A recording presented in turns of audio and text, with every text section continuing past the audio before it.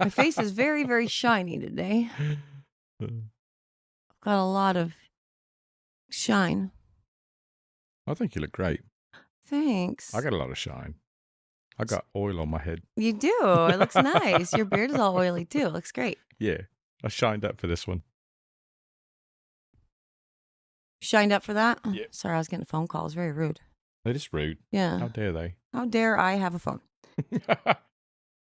Yeah, you look really nice. I'm glad you think so. Yeah. Yesterday, I was planning on us doing the podcast. Like, I thought we were going to film yesterday. Mm. And so I, put on eye makeup and stuff and, did, camera makeup, which is different than my normal. I just walk out of the house. You know, I don't do that stuff. Mm-hmm. And we didn't end up filming. And the girls had that pool party. And so right. I was just, out publicing. And with your film makeup on? Yeah, and all the kids, all these 10-year-old kids, they all came up. They're like, "Oh my God, I love your eye makeup." Yeah. And it made me feel very self-conscious and aware. And so I had a really difficult time talking to Christy. And then when the other parents showed up too, I'm like, nobody's going to take me seriously right now. Because you're all glammed out and they're not. Yeah, I was glammed out with a freaking Petty University hoodie on that was dirty and stained. Mm-hmm. So nothing matte. It was fun. Because you didn't put on your filming wardrobe, you just put on your filming makeup. Yeah, it was a good time. Yeah. Love that for me. It was fun. It's awesome. But yeah, so today I'm just overly shiny. Shiny. All right. But yeah. Welcome back to the Soapbox Society, where we jump into it just like Philip DeFranco, except there's not a lot of jumping and more just slowly meandering around a point and probably never actually falling into it. And let's just jump into it. And I am Shantine. And I am Jake. Got him. And this is episode 4. This is now. episode 4. Yeah, although I don't know that we count episode 1, 2, or 3 because they were all different levels of disaster. But, interesting. It was beta testing. Yep. All right. Welcome to episode 1 of the Soapbox Society. Could be episode 1. When we actually finally settle on something that we're interested in talking about, and that's the main focus of our podcast, these things will be cool. And it will start at a podcast number 1 and have a thing, a whole structure. But right now, I'm just basically making the podcast for the Sudsers, so they don't care. And they find this delightful. That sort of plays into what I was starting to talk about in the beginning with how comic books number their series and episodes or issues or whatever, because they always have 2 numbers and I don't understand them. In the beginning of what? I know. In the beginning of us talking about doing this long ago.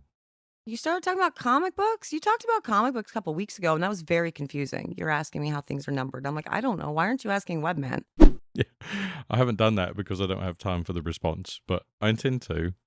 I actually intended to ask him in person, and I've not really seen him since then. I know. We didn't do Father's Day. We didn't do birthday. We've not seen the family in forever. We're bad humans. My parents are going to move away. They're going to get pissed off and just leave. I mean, they have already threatened to do so. Yeah. Wait, really? Seriously threatened? I thought you said. I didn't say. No? No. I thought your mom was upset and said she might as well just move somewhere else if we're never going to come over. Oh, well, that's different. Oh. I don't think she would. She might. Shit, I don't know. We need to get better at that. But instead, we are here. We're recording a podcast. Hi. Hi, Mom. It's the only way she gets to see her daughter. That's it. That's the only way. But yeah, so we just got the podcast out a couple days ago, episode 3. That's true, yes. That was a moment. Mm-hmm. All of the edits for that were a lot. Yes, it was quite the exercise to get that one published. Oh, you're not kidding. It was awful. The audio was phenomenal though. It was so beautiful. Yeah, we've cleared one hurdle. Yeah. Too bad for that audio you had to clear hurdles of a whole bunch of footage that may or may not have been included because the kids and all of the movements of the microphones and Addison yelling at the mic. Mm. Why you got to yell at the mic? Yeah, that section of audio was actually processed separately. It would make sense because that was rough. Yeah. It was a rough time. Yeah, even applying AI noise reduction, it really couldn't handle that bit. Yeah, it's super cool that you're using AI for the audio. That's really fun. It's cool to find something useful for it. Since they're officially getting sued right now, like AI is getting sued, it might be just that one episode that we get to use it for. But, you know, it was fun. Fortunately, it is a software plugin. It's not online, so I have it. Well, that's cool. Yes. That's awesome until they stop supporting it and it doesn't work anymore. I'm using very old software, so it should be good. But we'll enjoy it while it lasts. But yeah, so last week we did the Disney stuff and we wanted to talk more specifically and structured with Disney. And I am in favor of that. And so I have some thoughts. But we are going to talk about, you know, the updates with the Soapers, the Sudzer updates. We're going to talk about some Taylor Swift updates and the house updates. And all of those we should zoom through. And then we can get to all of the awesome of Disney. And I have a format in my brain. It's excellent. We are going to be so structured for Disney that we even wore matching shirts. We did. That was not intentional. That was not intentional. That was really weird. Yeah, that was not a thing. I got changed while Jake was showering and, you know, doing his head. And I walked into the bathroom and he had on the exact same shirt that I did. This was not planned. This was accidental. Yeah, I actually didn't even know that we had matching shirts like this. Yes, you did. I totally did not. This is from the 2020. Yeah, I've seen it in my drawer. I just didn't realize that you had one. I'm pretty sure this is mine. It might be one of the girls. Maybe that's why I'm having such a problem with trying to figure out why I look like a linebacker. But the shirt itself does not feel like tight. No. It's very strange. You know, you and your 10-year-old wear the same size clothing. So. We do. It's a true story. But yeah, so Soapy updates, we're going to do that. And I'm going to send you to the card. I don't ever announce that we're sending to a card. Those are just sort of placeholders for like getting in the habit of sponsors and stuff. That's the ad break. And I think probably when we're monetized, that will be when YouTube just generally puts the ad break on it. So that's why they're there. We're going to the Soapy updates portion. Hold, please.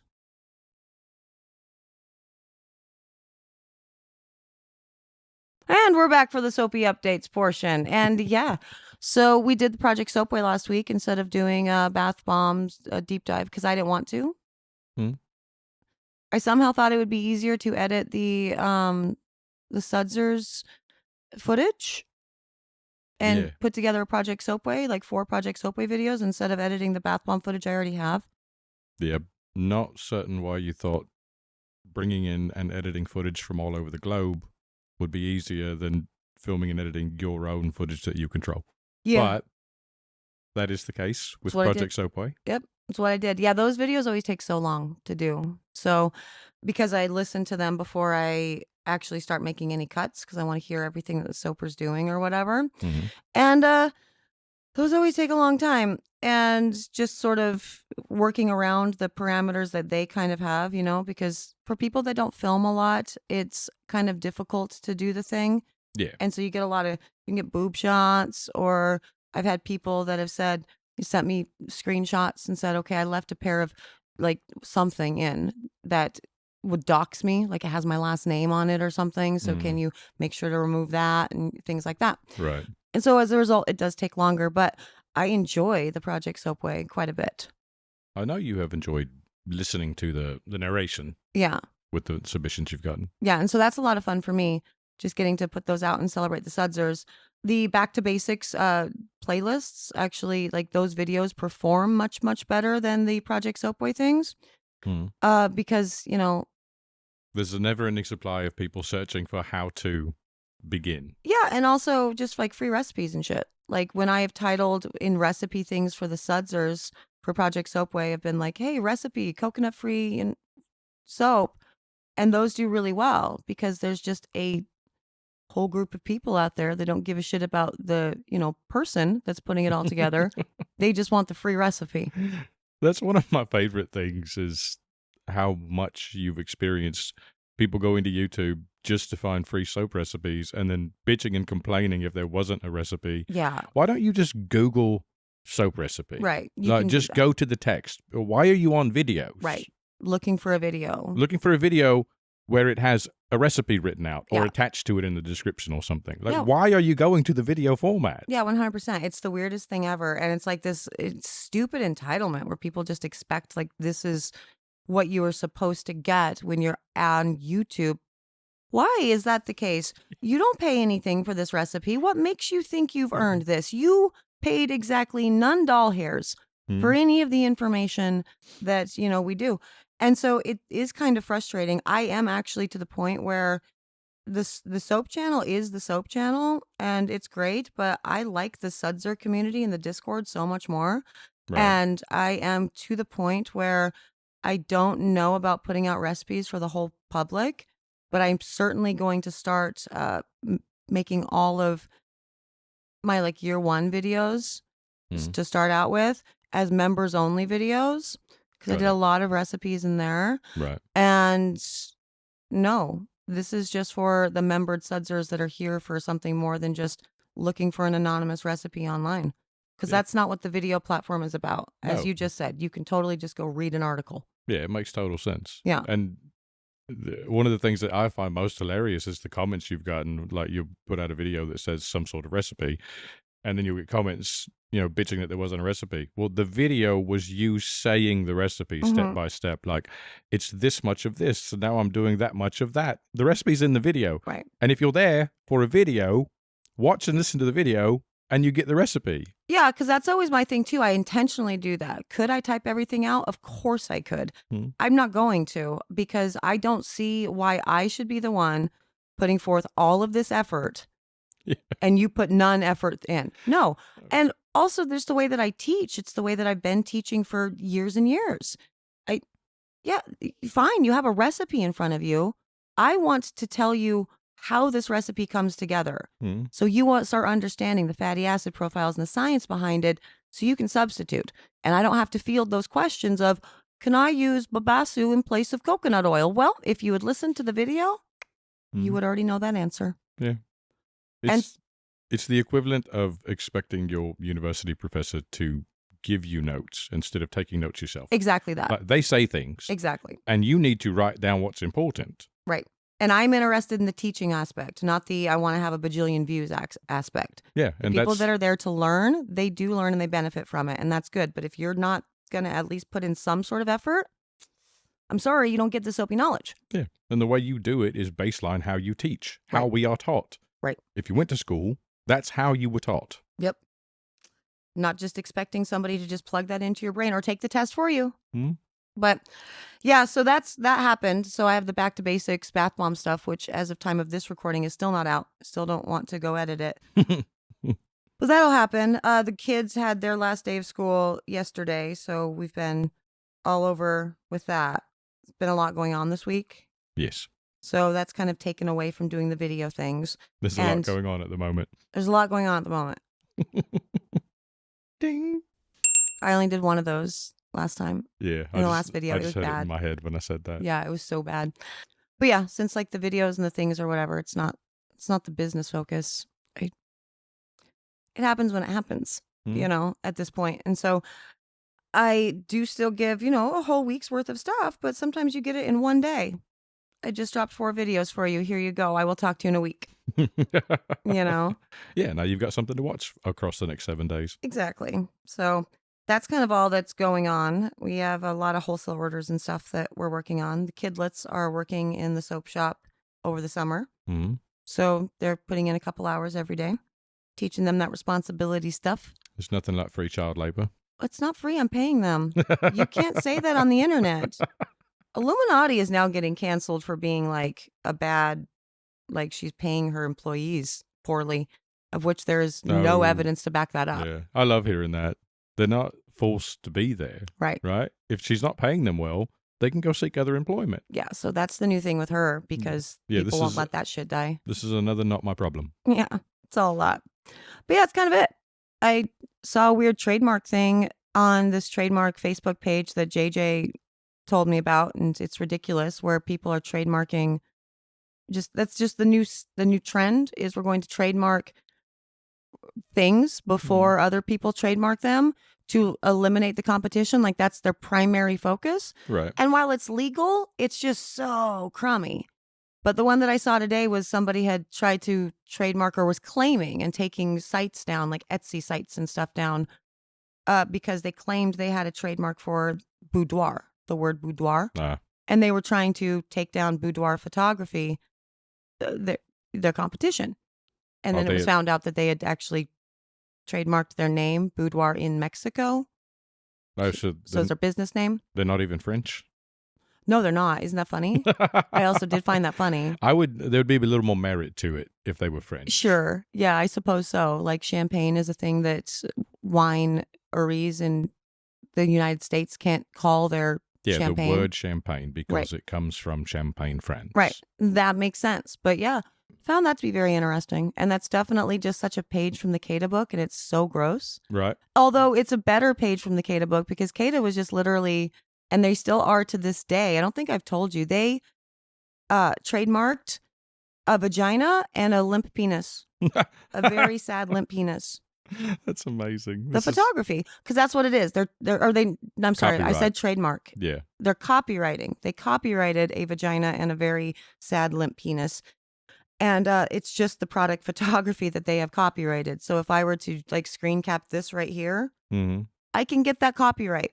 I can submit that. This is my copyright. I took this picture. Yeah. You can copyright your photography. But I own nothing within it. But that's what we may be talking to an audience that doesn't know what Cada is. I mean, I don't think we are right now. No?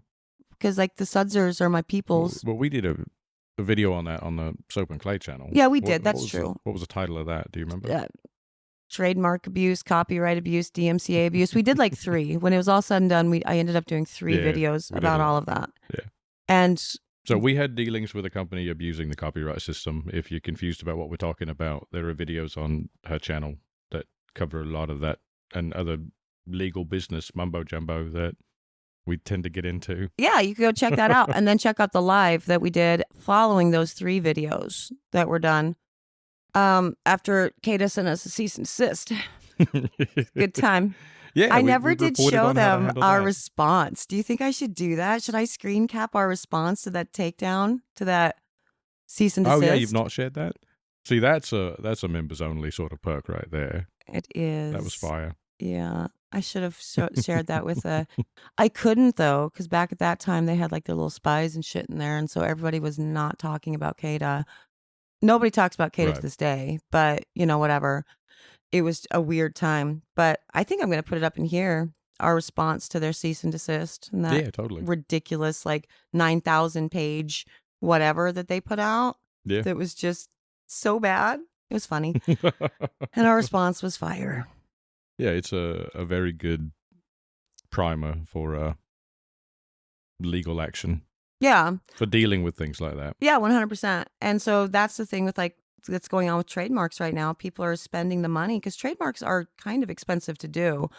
You still talking copyright? Or are you talking trademark? Now I am talking trademarks because that's what they're doing. They're trademarking designs in the shirt world or in the tumbler world, like the mugs and stuff, or within, I guess, boudoir photography, all over the board. They're trademarking things that a whole bunch of people are using. But since they were the ones to trademark it first, they can take it down.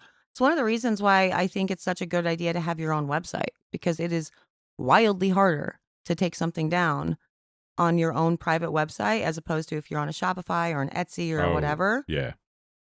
Good luck. Yeah, because they're filing a complaint against you. Yeah, good luck. Not against this third-party company. Right. Good luck getting that done. Good luck through my website. Because my, hosts and all of the things, they're going to come to me first and verify all this stuff. Etsy has all these policies already in place that are always going to favor the person that is, making the complaint. But they are the marketplace. Right. That they are the company. And they don't want that on their thing. Responsible for regulating that. It's just like with YouTube's very troubling copyright, policies. Yeah. So it's wild. That's all a crazy, crazy thing. People are abusing that system like nobody's business right now. Who just commented on what? Sorry. Yeah, it's actually funny that came up because just a couple of days ago, I think I was reading an article about Apple, Apple having done that 189 times in the last few years, going after people using a picture of an apple, as a logo. Wow. Things like, it wasn't the teachers union, but it was something like that, like something tied to education, and obviously we're using an apple. Got sued by Apple. That's crazy. Yeah.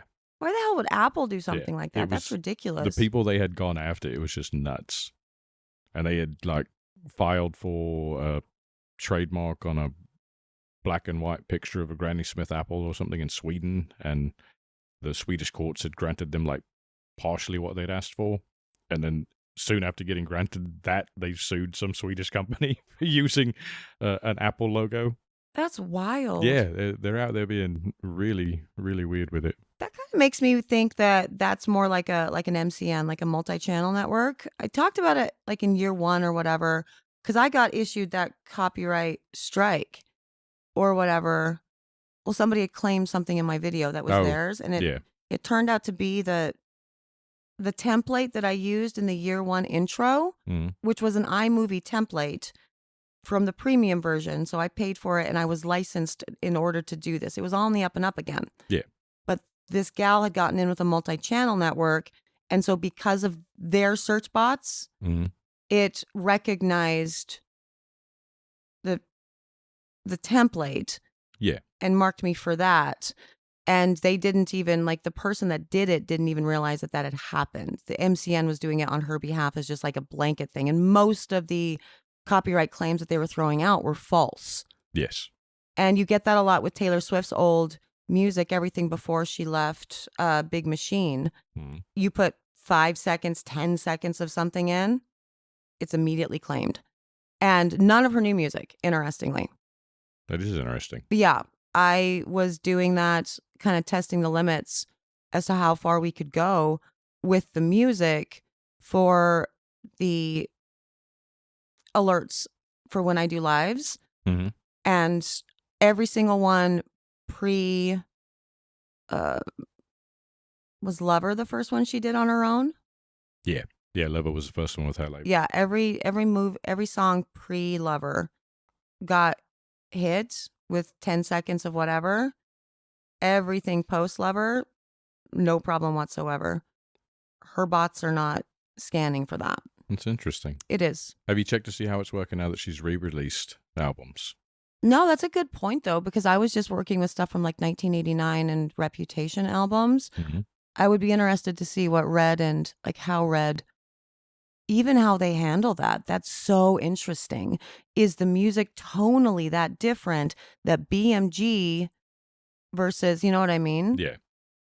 Like, who would get the claim for that? Yeah, that'd be really hard to track, I'd think, because there's myriad sources you can get the music clip from to put in your video. Sure. So maybe there's some, like official MP3 release with some meta tags that send it to one or the other, but that isn't necessarily where your source and your video is coming from. Right. Certainly not with the ones that I was testing for the alerts, because I was just screen recording on my computer because I'm real lazy. A piece of the music videos. Yeah, for that high quality audio. Because I'm so good at that. Yeah, but then you've just created a file that's a recording of an MP3 that's just, now that's a new MP3. That's a new data in the file. It's wildly complicated how they actually find the little snippets and whatever. And some people are much, much better at it than others. When commentary channels are talking about people and using portions of their videos, a lot of them, just because they don't want to deal with the copyright claim and all the, explaining that this is not an actual violation of the copyright law, et cetera, and so forth, they will change the speed and the pitch of the person's video. Right. So the bots, the crawlers, don't pick it up, because that's usually what happens. Is it's a crawler. It's very rare that it's an actual takedown from the person, like a direct, they came in here and said, this is my material. It's usually a bot on the YouTubes through the MCNs. So it's wild. Yeah. Copyright is just crazy right now, is the point. Sounds like YouTube's got too much money. Yeah, well, of course they do. How many bots do you need? They need to calm down. They're the number 2 search engine in the world, YouTube. Guess what number 1 is? Not Google? Google. Is it? So they own 1 and 2. Yeah, but Google also drives the YouTube search, so that's sort of skewing the results there. Yeah, but that's that people fair. are even using YouTube as a search engine is so weird to me. They're looking for soap recipes. Right, like go to the Google. You know? But anyway, that's kind of all that's going on for the soapy stuff. And next up, we're going to talk about house stuff. Hold, please.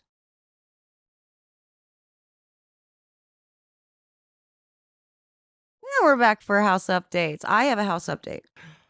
What have you done? I told my designer friend that we were talking about her in the last episode or whatever, and how we couldn't hire designers or contractors or whatever because they wouldn't let us do what we wanted to do, or they would say that it was impossible. Mm-hmm. And I was telling her about it yesterday, and I was saying that she wouldn't have let me do a copper fireplace. Yes. And she actually said, she was like, I would totally let you do that. I hate that everything is so boring, essentially. I have to do so many boring things. I have a lot of cool ideas for whatever, and people don't let me do it in their house. And I don't get it. You know, I think it would be great. And so I am thinking about bringing her on to get her opinion on the master bathroom to see what she would do with the visions that we have. I think I like that idea. Yeah. I like the work that she's doing on her house. Yeah, I know. It's so beautiful. She's always in flux. Mhm. She's always moving stuff around and changing stuff out. It's the life of a designer. But she does gorgeous, gorgeous designs. And that's been the only reason I haven't actually brought her in, because I don't want to live in a boring house. Like, not that her designs are boring. They're beautiful. They're aesthetically gorgeous, you know? Yeah, they're properly done. Right, but I like the copper fireplace because it brings me joy. It's a piece of the personality that lives in this house, just like your geek wall there and my Taylor Swift wall and everything, really. Our personalities in every nook and cranny, in a way that we try to make it so it's still like classy-ish, but also if it's not, I don't care. Yeah, we marginally try to consider resale value But on we're a house never that we will leaving. never sell. Right, we're never leaving. But it is a back of the mind sort of consideration. Sure. Eventually, I mean, we inevitably just do whatever it was we wanted to do, but I know that, but I'm thinking because we have this idea to do some kind of thing in the master bedroom, and the closet is already becoming something else completely. And we wanted like Parisian French for the bathroom that's in between the two, just so we can have a balcony to go off from the bathtub, so we have a balcony off of our bathroom. Yeah, the whole aesthetic of the bathroom is designed around having the balcony. Right. So she might be able to find a better way to make those all merge. Yeah, totally. Let her have a crack at it. Yeah, I think it's a good idea. But I've been in the closet, and the shoe shelves are freaking glorious. Right? Yeah. It's turning out great. Yeah. You showed me the thing with the LEDs. Because I don't understand things when you say things. You know? You know that? You Yeah. have to show me. I know, yeah. And yeah, you did the thing, and like they look great. And I like how they have the tilt on them too. Yeah. It's very, very classy. I've been staining those. I'm very excited to get the rest of that, done. But you showed me the tracks for all of the LEDs. That's so fancy. It's going to be amazing. That's so much better than just buying something off of Amazon and just plugging it in. Yes. And the bonus is that we don't have to have plugs and wires everywhere. You're usually right when it comes to that stuff. To putting things in clean. Yeah. We've done a very good job in this house of hiding cabling, and we have miles and miles of it. Yeah, this room is just an indication of how true that is. Yeah. Yeah, there's like 400 feet of Ethernet cable in here. Yeah. So for those who care, we have a custom-made desk that Jake made for our gaming rigs, so for our PCs. And it sits in the middle of the room, kind of built out into a bay window, large area, and we do front to front. So we kind of face each other. 2 giant monitors for each of us, and we have a server, in like a personal server with a lot of terabytes of things. It has the best terabytes. It has the best terabytes, and all of it is housed just behind Jake in that cabinet there. All of it. So our router, our all of that, the servers, everything behind there. So in order to get the electrical to the middle of the room, with nary a wire to be found in order to ensure that our computers, which are also completely cordless on top, there's no cord anywhere, have power and the connections and stuff. It was a lot of trickery, and it is amazing. There's nary a wire, and it's not like a wire that exists, but we just put a track over it. No, there is literally no fucking wire. Yeah, Magic. no. It's magic. They're in the walls, in the ceiling. That's why when people always wonder why it's taking us so long on projects, it's like, well, we're not going to do it just good enough for now. You know what I mean? Yeah, no. We know that we don't want wires, and that's a thing, but that process is going to take more time. Yeah. Than just plugging in your computer and having to deal with all the wires everywhere. Yeah, no. We're not just going to cover things up with plastic snap covers. Right. Do it right the first time. Yeah. Yeah, it takes longer, but you're jealous when you see it. Yeah, it's so nice not seeing a cord anywhere in the house. It's so cool. Yeah. Everything about it's glorious. So there's that. The closet's coming along. You're doing great. It is, yeah. You're deciding that you're going to build a mirrored dresser next. I think I'm liking that idea, yeah. Yeah. So, been putting my new 6-inch sander to work on the other side shoe shelf, shoe rack organizer. And yeah, I think we were talking about doing drawers in between them. I think a mirrored dresser moment would be pretty cool. Yeah, I like it because we have that mirror that's on a track that goes across yours as well. So I think it's a cool look. And then just generally bouncing any sort of light and stuff that you can, especially since we're staining everything so dark in there. Yeah. It's a good idea. Also made the LEDs completely necessary. I freaked out last week when you were talking about the shoe shelves. And I said that you're doing your side. And you're like, I already have your shoe shelf ready to go. I had a panic attack. Like, because I forgot what we were doing for the rest of my shoes. Because you said, because it's a symmetrical wall. And I'm like, oh no, did I forget how did we forget shoe storage for, I can't fit in a 3x8 space, sir. I need more, you know? And then I remembered that we were doing a different shoe thing underneath my run of like clothes. Yeah. I should have been more clear pullouts.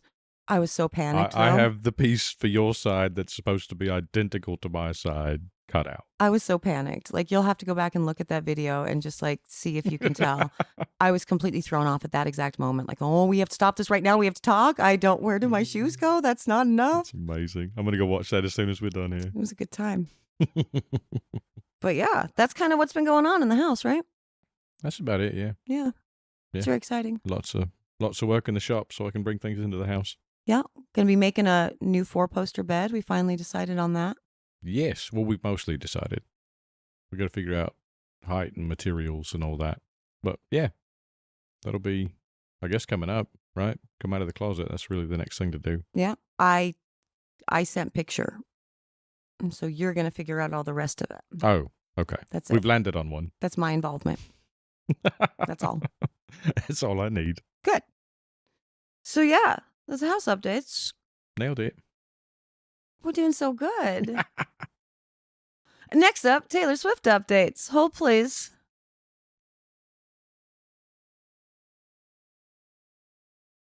So, Taylor Swift updates. Yes. You're going to like them. What's Taylor Swift been up to? You are not going to glaze over this time. So, she announced her international tour dates. Not already. And so, she's taking the Eras tour internationally. Good for her. I know. It's very exciting. Yes. So, the rest of 2023, after she finishes this, and then a lot of 2024, she'll be doing international stuff. So, she's in the UK the beginning of June. And the couple days before my birthday, she is in Scotland. So I thought that we should go ahead and schedule for my birthday this year, next year, a trip to the Eras International Tour in Edinburgh. Where's that? It's in Scotland. I've not heard of that one. I've heard of Edinburgh. No, I haven't heard of Edinburgh. It's Edinburgh, like Pittsburgh, It's a place. Pittsburgh I'm familiar with. That's just an American name. I think it's like the biggest Edinburgh. city in Scotland is Edinburgh. It's weird. I've never heard of it. Yeah, it's kind of strange. I You're mean, like I would Scottish. like to go to Scotland, but Yeah, you have that ancestry. You would think that you would know that. yeah, well, my ancestors are from further north. It's just like a Highlands thing, so you don't know where Edinburgh is. That's very weird. It could be a small town in the Highlands, actually. Maybe I should be familiar with it. Oh, well, maybe it is, actually. Could be. That'd be a fun place to go to a Taylor Swift concert. Feels like a weird place for her to go, though. Yeah, go to a place that does not have a venue to accommodate you. I'm pretty sure that's like where like Edinburgh Castle is and stuff. And like Mary Queen of Scots, she had a whole thing there. Yeah. I've never heard of Mary Queen of Scots in Edinburgh. Yeah, it's there. Maybe because I've never heard of Edinburgh. I don't understand why you're having such a problem. Why are you making fun of me? So, Taylor Swift is playing at some small town in Scotland. Yeah, and we're going to go for my birthday this next year. I think it's a great idea. Yeah. Absolutely. Then we can go to Scotland. You know, I've not looked at this because I didn't know that was happening, but I just read something about Beyonce tickets that were selling for like $2,000 for the New York concert. Yeah. Being $300-400 in Sweden. Wow. So it was actually like, the article was on inflation. Like the overall Swedish inflation was up like a percentage point higher than they expected, and their economic numbers are looking terrible. This came from the Swedish Economic Council, like the government, and it was all blamed on Beyonce's concert because the tickets were cheap. So international travelers were coming in, and hotel rates got hiked everywhere, and so the national inflation rate for the Beyonce concert period was higher than had been predicted. Wow. But anyway, that's how I learned. Why are you reading articles on the Swedish Economic Council? I get into weird things, love. We do international business. That's something I have to keep track of. We should go through more of your rabbit holes. We just did. There you are. I'm ill-equipped, though. Well, no one else cares about the Swedish inflation. I mean, the Swedes probably do. Yeah, I'm not doing business there at the moment, so I didn't actually need to read that. Kaylee might But- care. She's doing Swedish business? Yeah. Well, that sounds like fun. She does Swedish business. Hmm. She knows. But yeah, so that's it. That's all I have. And it's very, very exciting. I'm very much looking forward to going because I think we should. You should go ahead and use your connections in Edinburgh and make sure that we can get tickets. Please and thank you. Thank you. I'll hit up the family and see if they can direct me to a scalper. Good. Yep. Yeah. They'll have heard of Edinburgh. I'll run it by them. I mean, certainly someone has. Yeah. I'm sure. Of They're it. going to have to tell me where it is, the nearest, major airport. and It's all like that in the sort of middle. thing. There is an airport. Yeah. It's like in the middle of Well, Scotland. there's an airport in Scotland. There's an airport there. But it's There's an just- airport in Edinburgh. Oh, it's big enough to have an airport. Yeah, it's big. Like the castles are there. I'm telling you, the royal family like hangs out there all the time. Well, there are lots of big castles across the UK that are not in places that would have a big airport. Well, that's a fair point. That's a very fair point. Yeah, but I'm pretty sure there's a castle there. My mom was there. She went to the Edinburgh Castle. Did she fly in? Like directly to the castle? Yeah. Yeah. Helicopter? Yeah. Helicopter. I almost did that. I can't help myself. But yeah, that's very cool. And I just really wanted an excuse to say on camera Edinburgh and That's watch what you that's squirm. really what it felt like, yeah. That was the whole reason. I told you you were going to like it. I do like it, yeah. Let's go to Scotland. I actively have to stop doing that though, because I was making that joke with you like for months and months that you're traveling to North Korea. Oh, yeah. And then I was talking to parents of Aowen's friend, Mhm. and one of them used to work for Obama. Okay. Like They understand geography. they understand geography and they were like international relations geeks. And you told him I was going to North Korea? Yeah, and I casually at a play, and we only had a little bit of time between because it was intermission Mm. to chit chat or whatever. And they were asking what we're planning on doing for the summer, and I said that you were going to be gone a whole lot. You were going to be in North Korea, and then I sat down and went, They're probably wondering what the hell I'm getting up to. so they know that I'm a liar. Is what that comes down to. Like, okay, so this woman is just 100% full of shit. You know? Because, like, you don't do that. People don't travel to North Korea. That's not a job. No. I mean, people probably do. That's not my job. I will be 127 miles south of North Korea. See, there you go. But I was just saying North Korea because it was funny. We are going to drive up to the DMZ, though. What's that? The border, the demilitarization zone, Why? because everyone says it's a cool place to see, but don't get too close. Well, how about you just don't get 127? How about you be 127 miles close? That's good enough. Well, get within 5 miles or so. Listen, I don't know anything about North Korea, but I know that people can't just casually travel there. No, I'm not going to North Korea. So that's all. That was the whole joke, and Edinburgh fit into that, and I need to stop doing both. You do need to stop telling people I'm going to North Korea. Yes. Yeah. Well, I wasn't telling people that, but I was messing around with you for so long that then I did. Uh-huh. So it was a bad time. Then you told U.S. government international relations people that I'm going to North Korea. That's what I'm saying. She works for Obama. Yeah. She knows things. It's amazing. God damn it. I've yet to see her again. But when I do, I will awkwardly bring it up and be like, so I said North Korea. Let me tell you a story. I'm weird. Turns out it's just because I like to fuck around. Turns out, yeah, I found out. Consequences of fucking around. But yeah, that's literally it for Taylor Swift. Yay. I'm glad she's not been up to any other fuckery then. Yeah, That's no. good news. She's good. She's normal. She's Back on fine. track. Yeah. She's totally great. Not yet dating Tom Holland. I know. You're so mad about that Tom Holland That breakup really irritated me. Yep. How That you was gonna- amazing. How you going to hurt Tom Holland like that? I love that man. I love how you just created an entire relationship in your head and like saw it out to its like you did the whole thing. It was the beginning and the middle and the end and the breakup, and you're saddened by a breakup that didn't happen. Yeah. It's not real. Yeah, I'm to this day, I'm a little sad for Tom Holland. It's amazing. About the bad breakup with Taylor Swift that didn't occur. Poor Spider-Man. Is that our title? That might be our title. Tom Holland and Taylor Swift breakup. Why not?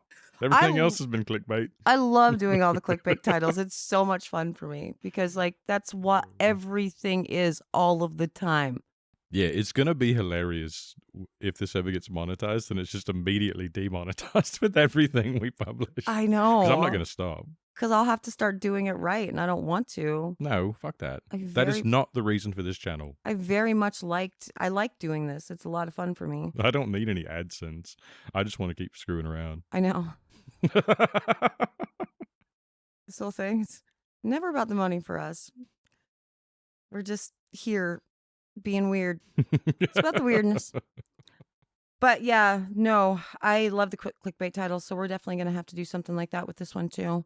Although I already have it figured out and it's Disney, so we can't make that our clickbait title. So next up is going to be Disney right now because we've got some time to devote to it. We're just chugging along today. I'm so proud of myself. Like a train. Walt would be proud. Choo choo.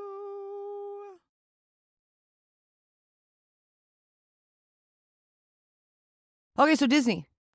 Yeah. We're gonna structure this. We're gonna show that we're capable of doing this. It's all a learning curve. We're trying to figure out where our thing is, what our niche is, all the jazz. I thought we could do a list because people love lists. That's great. I did not come prepared with a list. Well, I mean, I did. Oh, okay. Kinda. I didn't really. I came prepared with the title of the list. And I have one that we can talk about, and then you can fill some in. That's a sweet list. Yeah. You love lists. I do love lists. Yeah. High Fidelity is your top 5 with a bullet. Absolutely. Mhm. Mm-hmm. Now people know that about you. It's important. Disney. We have a top 5 list. With one entry on it. Top 5 list for the peoples who are planning trips to Disneyland in the year of our Lord 2023. Mm-hmm. Top 5 list of things to not do at Disneyland. And I would like to start out with do not stay at Paradise Pier. Discuss. I wholeheartedly agree with that. However, the caveat is that Paradise Pier is under construction. That's why I said in the year of our Lord 2023, because I mean, it exists forever. Like that statement exists forever because do not stay at Paradise Pier. Because as soon as it's done with its construction, it will be something else. It won't be Paradise Pier. So it'll always be true. It will always be true. Well done, you. Yeah. Okay. So right now, in the year of our Lord 2023, don't stay there because there's no restaurant, there's no lobby, There's no front entry. The elevators are haphazardly working. And none of the character appearances that are supposed to be semi-exclusive to Paradise Pier are occurring. Yeah, all of that. That was a journey. Like, that was so ridiculous. We Mhm. only booked Paradise Pier because Stitch hangs out in the restaurant there. Right. And Stitch is notoriously a recluse in the park itself. Very, very rarely ever anywhere in the park. And Scout's favorite character was Stitch. So we booked Paradise Pier. And my travel agent told me that it was under construction. And I guess I wasn't paying attention because I'm like, whatever, I don't care.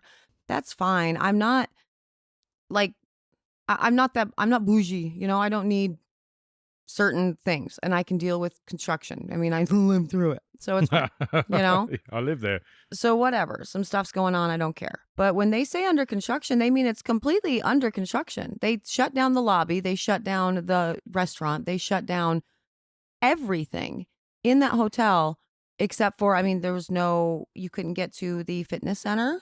That was closed as well. Mm. The pool was completely closed. Everything was shut down. Everything. Yeah, the pool was non-existent. They were like re-pouring. They were forming and pouring a pool and a deck when we were there. Yeah. The only thing that existed was they had moved the reception check-in area to what was probably a ballroom or meeting room in the back.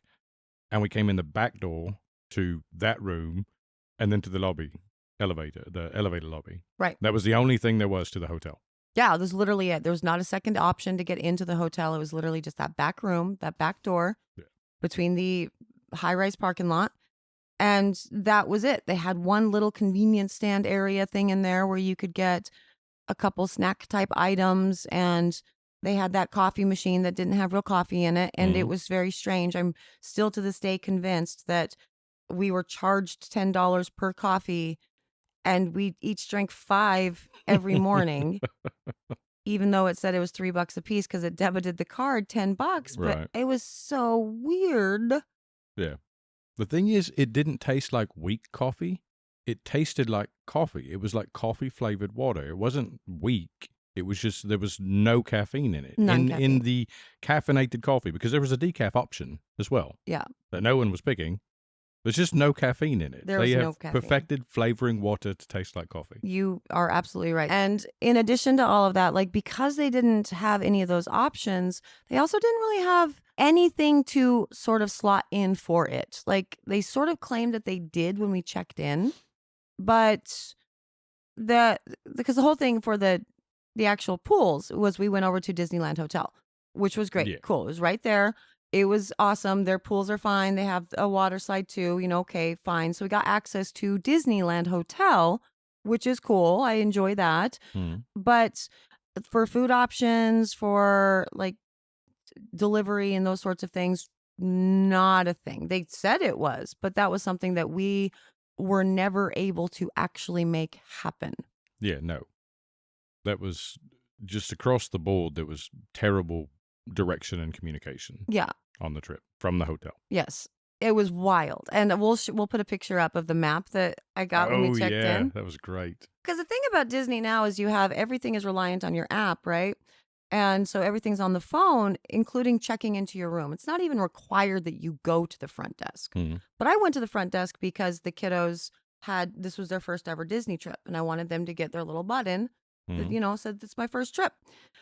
And I knew that would be a thing. And so I went and talked to them. And this very lovely cast member with all kinds of information pulled out this paper map and starts just drawing lines and circles on the map, not circling things, just like circling blank areas. Right. She's just like doodling while talking to you. And info drops, like I would say 10 minutes worth of information in about 90 seconds. And I just, okay, great, thank you. And as soon as I walked away, all of that information was gone. And so I'm left with this like hieroglyphic of a map. It was the wildest thing ever. And that was kind of it. You were basically on your own at that point. They said something about, what I do remember from that info dump was there is a shuttle that will take you from Paradise Pier to Disney Hotel Yes. to go to the pool. So look for the people in red shirts or red shorts or something. And I, to this day, do not understand that. I never saw anyone in a red shirt or shorts shuttling anyone in a golf cart back and forth between No. the two hotels. But also, that hotel is 100 yards away. Yeah. So why do we need a shuttle for that? Yeah. Not one time was there a shuttle. Not one time was there a golf cart. Not one time was there a Disney cast member in a red shirt. Yeah. Throughout the entire week. I That started to never think that materialized. I got it wrong, and it wasn't to get us to the hotel or to the other pool, but the only people wearing red were the lifeguards. Those were the Mhm. only cast members that were wearing red. And so it had to have been them, but I was beginning to think that I got it wrong, and it was actually a shuttle that we just never did find to get us to the actual gates of Disneyland, because that's quite the trek. Yeah. That would have been amazing. Because That one would have that's made a sense. serious hike. Yeah. But I went and talked to them on our second day about park access and nary a mention of a shuttle. So that's not the case. Right. And it's fine. Like walking to the thing is completely fine. It's not about that. It's just more of I'm confused why you would have a shuttle here to go just literally. It's a very short walk. Yeah, to cross the street, Right. essentially. To As opposed to other getting pool. to the actual gates of Disneyland and DCA. Yeah. A shuttle between the hotels doesn't make any sense at all. Right. Agreed. Unless you have a disability that prevents you from walking back and forth. Right. Otherwise, it's literally across the street. Yeah. And so that was a very confusing thing to me. And the elevators were... Those smart elevators. They were the best ride in Disney. Honestly. You think so? Oh my God. The twists and the turns, you never know where you're going to end up. It was amazing. It was, yeah. It was exciting. Yeah. You had no clue. Yeah. Because I get up really early, and I still did when I was at Disney. I very rarely slept at Disney, which was a different thing. But I would get up, and head down there at 5 o'clock in the morning to look for coffee. We'll talk about room accommodations in a minute and why this bothers me so much. But the elevators, especially during that time of the morning, really made no sense to me because they are those smart elevators. So no buttons on the inside of the elevator. You press the button on the outside, and whatever one of the three elevators is the closest essentially takes the call. Yeah. And so it's the one that it'll tell you which one to get into. Mm-hmm. And so, fine, cool, great. In theory, that's a great idea, except when your elevators aren't working. And I press the one button to go to the lobby, and elevator C comes up to get me. Cool. Get in, and it goes up to floor 15. Yeah. And then it stops on every freaking floor on the way down. Nobody is there waiting to get into the elevator. It's 5 o'clock in the morning. I am the only one that is awake. Mm-hmm. That was the thing, and all I want is a cup of coffee, and I can't get to it. 20 minutes later, I am finally out of this elevator. And whenever there were busy times, like, around 9 or 10 in the morning, around 2, around 6, 7 at night, whenever there were a lot of people wanting to get on the elevator, forget about it. That's not happening. They just went completely haywire if there was more than a couple people. If there were more than a few calls throughout the hotel, you would push your floor. I don't remember even what floor we were on, but, push 8th floor, and it would tell you to get in elevator A. And then A would come down, and it's got all the floors that it's going to stop at lit up. And your floor's not lit up. Yeah. So you push the button again, and it'll switch to C, and A will leave. And then you're waiting for another elevator when you were supposed to get on that one. It's just completely haywire. Yeah. It was wild. And we realized, because we had done this so many times, it was very fun being there as long as we were, because we got to welcome and send off many, many families. Yeah. We got to teach them tricks. Yeah, we were the elevator connoisseurs very quickly. We were just the subject matter experts of these, but we very quickly learned that if you press, because we were on floor 11, you press floor 11, cool. A is going to take you up. Great. The next person that comes up, if they're also on floor 11, it resets the call. Yeah. And so a different elevator is going to pick you up now, weirdly. And so on one hand, I guess it sort of makes sense. But on the other hand, it doesn't at all, because in what world are a bunch of strangers in a lobby that is not us, in a lobby that doesn't have us in it? Because we are very communicative with strangers. We just talk to We everyone. like to chat it up, yeah. In what world are a bunch of strangers in a lobby talking to each other and saying, has anyone pressed 11 yet? Yeah. No, that just doesn't happen. Right. And so everybody that needs to go to floor 11, they keep pressing that button. And the one group that needed to go to floor 6, they're gone. Mm. They've gone up. They've pulled on their swimsuits. They've come back down. They're ready to go to the pool. And we're still waiting for an elevator to take us to floor 11. Mm-hmm. And there are no stairs. We certainly followed those emergency exit signs to look for stairs and just walk up and down them.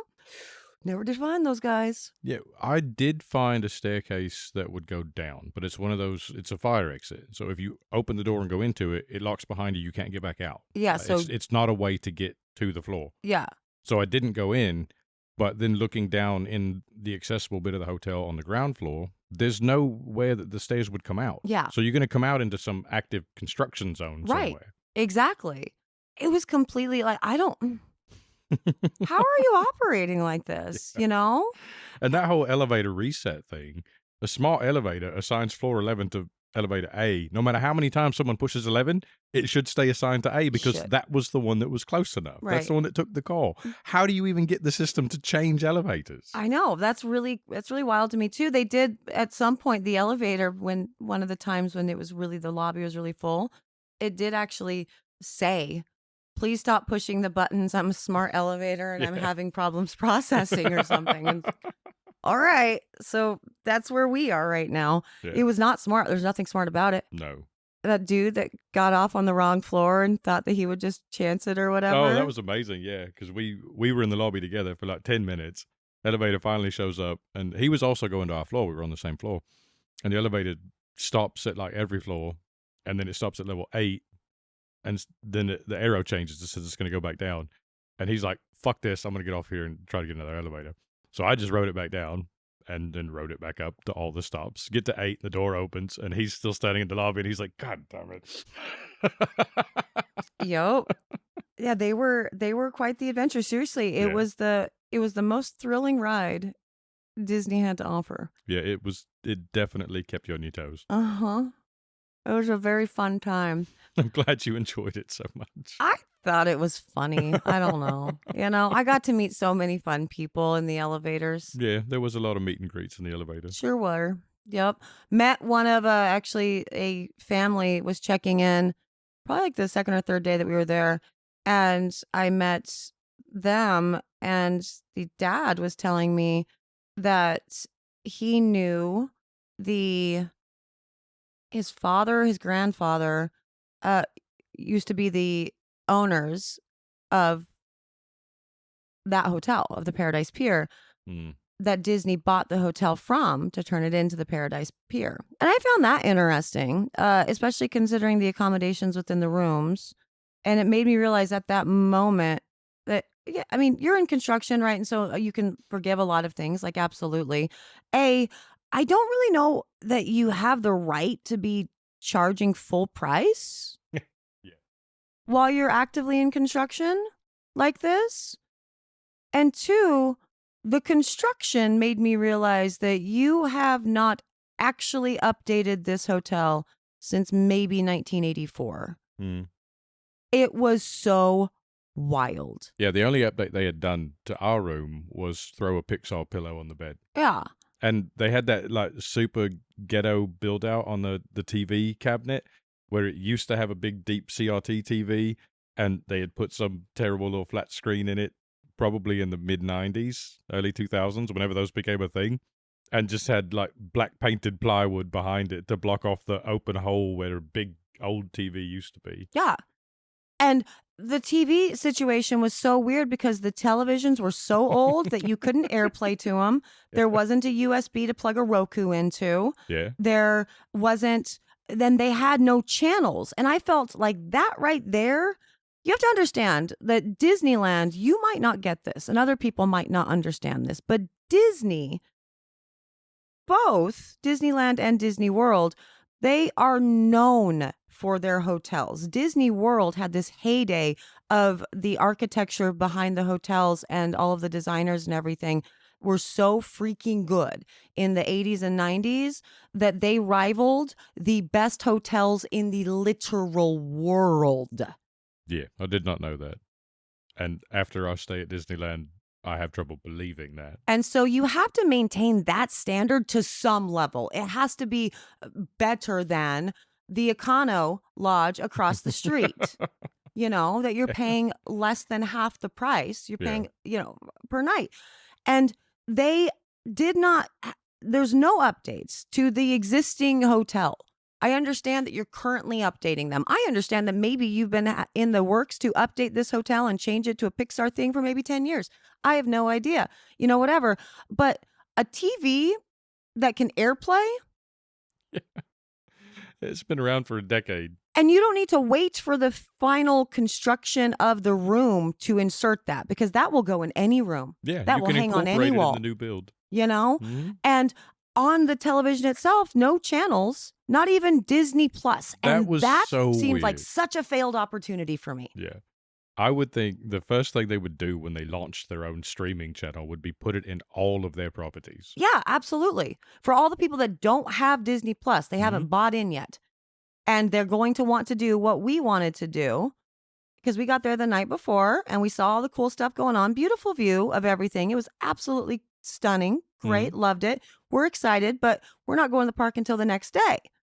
And so we wanted to grab our food and go to our room and watch a Disney movie and get in the spirit of the adventure. Yeah. Just assuming that you'll be able to pop into your Disney hotel and turn on Disney Plus and fire up a movie. Yeah, why would you not be able to do that? And it's not an option. Yeah, that is so just mind-blowing to me. I don't understand why it feels like such a missed opportunity, because everybody who has never experienced Disney Plus, they experience it there for 3 days. Your kids are going to be crying because they can't see, some awesome show that I loved. I want to go watch all of Even Stevens. Okay. Now you have a Disney Plus subscriber. Yeah. You've essentially charged people to market to them, and then you didn't do it. Yeah. It's insane. It's so wild. And I was just really disappointed at that it was that bad of a hotel. I have not stayed in that bad of a hotel in a very long time. Yeah. The real shit kicker of it is that we were told construction was supposed to be wrapping up before we got there too. Yeah. And it was full on in the throes. Yeah. Not even close. Some things looked like they had just started, like major things. Yeah, they were tearing apart the last bit of the lobby at the elevator, because that elevator lobby area got even smaller a couple days in. Yeah. They hung something up and they were tearing something They apart just hung behind up a curtain and they're back there with hammer drills tearing the place apart. Uh-huh. Yeah. And they did work very fast, though. We watched that entire new pool get re-poured, redecked, re-everything in the course of 5 days. Yeah. It was very fun watching that all go down, because we were on like the 11th floor and I think the pool is on 9 or something.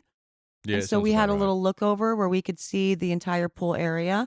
So we saw the splash pad that was going in and everything. They made significant progress on that very quickly. Yeah, the construction progress. The crew's working on it. We're doing a good job. And we watched them finish up the painting of the outside to change the colors. That was fun, because we didn't know what color the hotel was when we got there. Yeah. Trying to figure out which color they were painting it. Exactly. And so that was a good time. But as far as the rest of it, it was just so strange to me that, again, for full price, this is a 4-star hotel, and there is no difference in price, no real difference in price between Paradise Pier, Disneyland Hotel, or the Grand Californian. And the only reason we stayed at Paradise Pier was because Stitch. Right. And because it had the hidden entrance to get into DCA. Secret tunnel, through the mountains, secret tunnel, yeah. Which is also very weird, because the Grand Californian is the hotel on that property. Yeah. That you walk through to get to the hidden entrance of DCA. Right. But you can't use that entrance if you're staying at that hotel. That's what the claim is. And I don't know, because I didn't stay at the Californian, but I I'm going to assume that they allow the people at the Grand Californian to also use that entrance. I'm going to assume that if I was staying at the Grand Californian, you'd have a hard time not letting me use it. Yeah, for sure. But that was a really interesting thing too, because she did. I think one of the things on the map showed where that entrance was. I already knew where it was because I'd seen like a video on YouTube about it. Mm. But I mean, it, Yeah, you knew where it was before the hieroglyphic map, but you were a little confused after you got the map. right. Like, now I'm not certain. Exactly. And I don't know if any of this is actually a thing anymore because The Paradise thing- Pier is not a thing anymore. But you said, it was 10 minutes worth of information in 90 seconds, and you walked out not really retaining anything because of how quick it was dropped on you. And then you look at the map that she was drawing on, assuming that this information is there. And it's not. None of it is. Like, what will you do? Seriously, a circle out in space, like Yeah. in a parking lot or something, a park, a field. Right. Like, where does this go? Yeah, and it's I- not arrows, right? It's just a line from a circle coming from nowhere and going to nowhere. Yeah. And I feel like at one point she was telling me something very important about like the monorail, like you could get onto it through California for the Disney Californian. But Yeah, that all became more important the next day. yeah, so much of that became very, very important. Yeah. And whatever. But that was a very real info dump for not a lot of, I retained none of it. And I ultimately, all the cast members were, of course, very lovely and nice and awesome and Mhm. professional and just very, very, just awesome. We had a lot of fun with all the cast members too. Yes. But don't stay at the Paradise Pier. No. Do not. No, skip I it. won't make that choice again. We will go back and stay with a Pixar place, because that kind of became our place. I don't know if we will though, because the more I look at it, I would prefer to be at the Grand Californian. Yeah, my vote is a Grand Californian because it has that entrance right into the middle of downtown Disney. Yeah, it's right so there. you're halfway there. You're cutting off so much of your walk Yeah. time. And also, it is very, very close. Yeah, it's very, very close to everything. And the hotel is just very beautiful. It's modeled after the It's- Grand Floridian It's nice. in Disney World, which is a beautiful, resort. It's one of their flagships there within the park. But it was just a lovely place I loved their pools and everything. Was a little bit bummed that we didn't get access to that pool because you took our pool out of commission. Right. And And that one was actually closer to us. that one was closer. But the thing is, staying at the Paradise Pier, if the benefits are the early access into the park, Yeah, that's a benefit. right? Which we're going to talk about at some point, and the secret entrance to DCA, which is great because there's never any line to get through there. Nobody goes through there through the secret tunnel. Yeah. And it's a good benefit if you're going between DCA and your hotel, for sure. Yes. We use that a crap ton because we ended up spending quite a bit of time in DCA. Yeah, I like DCA. Yeah. And so that was good. And so you don't have to worry about the lines and whatever. They still have all the security to get in and out, and it's all great. But those are the benefits. I still maintain that the Californian is going to allow you to get in there. Still maintain it. Yeah. To use that entrance.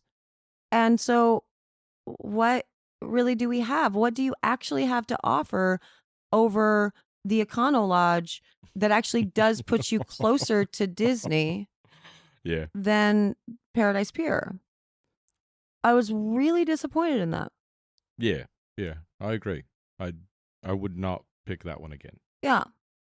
It probably was, when we were supposed to go in COVID era, it wasn't under construction, and it probably was a completely different experience. Yeah. But Oh, no just doubt. something like having a restaurant in the building, on site, Mhm. would have been lovely. Yeah. And that's just a normal thing. I mean, you get, continental breakfast or whatever at the Econo Lodge. Like there was none of that, nothing at all. Yeah, and that's the thing. I guess that's the part that just really, because I mean, I know Disney hotels. They're so good.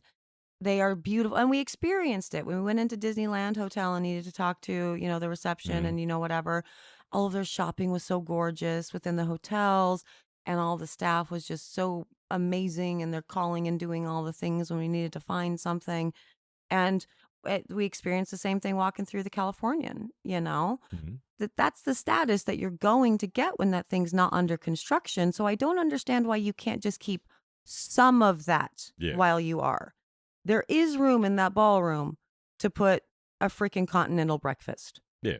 Yeah, We to do something. went. I'm not going to say we, but I went in there expecting a Disney hotel level experience, Right.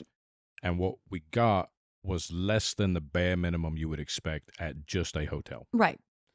And again, it sounds like I'm super uppity and I give a shit about where I stay. I don't. I mean, I guess I do at this point in my life, but I've stayed in some crappy places, and it's Me not too. about That's why the, I don't do it anymore. yeah, and it's not about the hotel, it's about the overall experience. Whatever, Yeah. fine. This is just a place to sleep. You're barely going to be in here. Well, that's not really true when you're in the Disney bubble. The idea is supposed to be everything within the hotel area is as engaging. There are as many options as the actual parks themselves. So Mhm. you have movie nights, characters show up for breakfast, the pools, all of the things. So you can split your time between the park and the here, because the reason why you stay at a Disney hotel is for the convenience without being like removed from the bubble. Yeah. And so you kind of expect that in the hotel things, and they just completely abandoned Yeah. all of that. There was zero trying Yeah, it was wild. to maintain that. So do not stay at Paradise Pier. Yeah, no. Don't do it. That's my number one. I agree with you, number one. Mm-hmm. How about you? Top 5. We got 4 more. Things not to do at Disney. Things not to do at Disney. Top 5. I'm going to go with chasing unique churros Oh, yeah, fair. because I was sorely disappointed. Apparently, there are churro stands that all have unique churros spread throughout the park. And so you got to visit the different churro stands and they change their inventory and you can't get some things anywhere other than one churro stand. That it doesn't matter. They all taste the same. That's where I ended up with it. They were mostly like, all taste the same. there were a couple specialties, like I think Scout got a chocolate one that tasted chocolate, but everything else we tried, like cheesecake and fruity pebble and all of the different variations of churro that I was running around trying to get at all the different stands, they all taste the same. Yeah. It's just a churro. Yeah, there was the one that you got when we were waiting in line for the Finding Nemo ride. That was legitimately different. It had that coffee flavored syrup with it. Yes. Yeah. And then the Oreo one, and Yeah, it there was were a Oreo couple that ones that stuck were out. actually different, but in reality, they're calling something strawberry cheesecake here and cherry lemonade over here. It is the same goddamn churro. Yeah. And so this whole adventure that we got on to try every unique churro, because that's kind of cool. Every single Yeah, churro place I was has all about it. Yeah. has different flavors. That's amazing. It's not worth it. That is not an adventure that you should go on. And you should just get a churro from wherever you want if you're in the mood for a churro, because they all taste good, but they're not different. Yeah, they all taste like a salt cinnamon sugar churro. Yeah, so making that one of the focuses of like an adventure type thing, that is a hard pass. I don't think you should do that. Yeah, because I was all about the food. Mhm. Like that was on my list of things to do was sample all the churros. Yeah, we actively that was part of our plan. Yes, And so that was a bummer for sure. Do not go on the Great Churro Hunt. It's not worth it. absolutely not. 0 out of 10, do not recommend. The one that we did have in Tomorrowland, though, with the coffee syrup was very tasty. Yeah.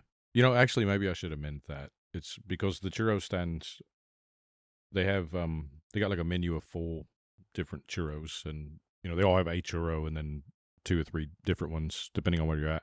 But then the ones that were actually unique were like a separate sign, like 5th flavor churro Mhm. that had their own little display sign up. Right. That was the Oreo and the coffee. Yeah. So I guess just look for those. If you pass a churro stand that has like a special sign and a 5th churro, that one's probably actually unique. But we only ran across 2 of those. Yeah, well, and I there mean, are but dozens of churro stands. every stand legitimately did have different flavors from the next one, though. Yeah. But no, I'm saying that if they have that in like the feature regular sign, 4, it might actually taste they different. might actually taste different. Yeah, I think you're right with that. But yeah, across the overall, that's just a really gimmicky thing. It turned out, and that was very sad. It was disappointment. I mean, you're still eating a churro though, so it's still I mean, it's not the end of the Oh, world. yeah, I ate lots of churros. I was Yeah. very happy about that. We had a lot Just- of churros. I wish some of them had tasted different. Yeah, same. But yeah, actually, along with all of that, I guess one of mine things to never do at Disney is wait until the last day to do your shopping. It messes with the whole experience, telling the kids when they find something they absolutely have to have, because they will find something they absolutely have to have in every single store, everywhere you go. But this is Disney, so obviously they're going to find something everywhere. And we had, like, you know, the ears and the bags and the things, and well, let's look through the whole park and every store, all of downtown Disney. And then after you've seen everything that's available, you know all your options, then you can pick something out and we'll buy it on the last day.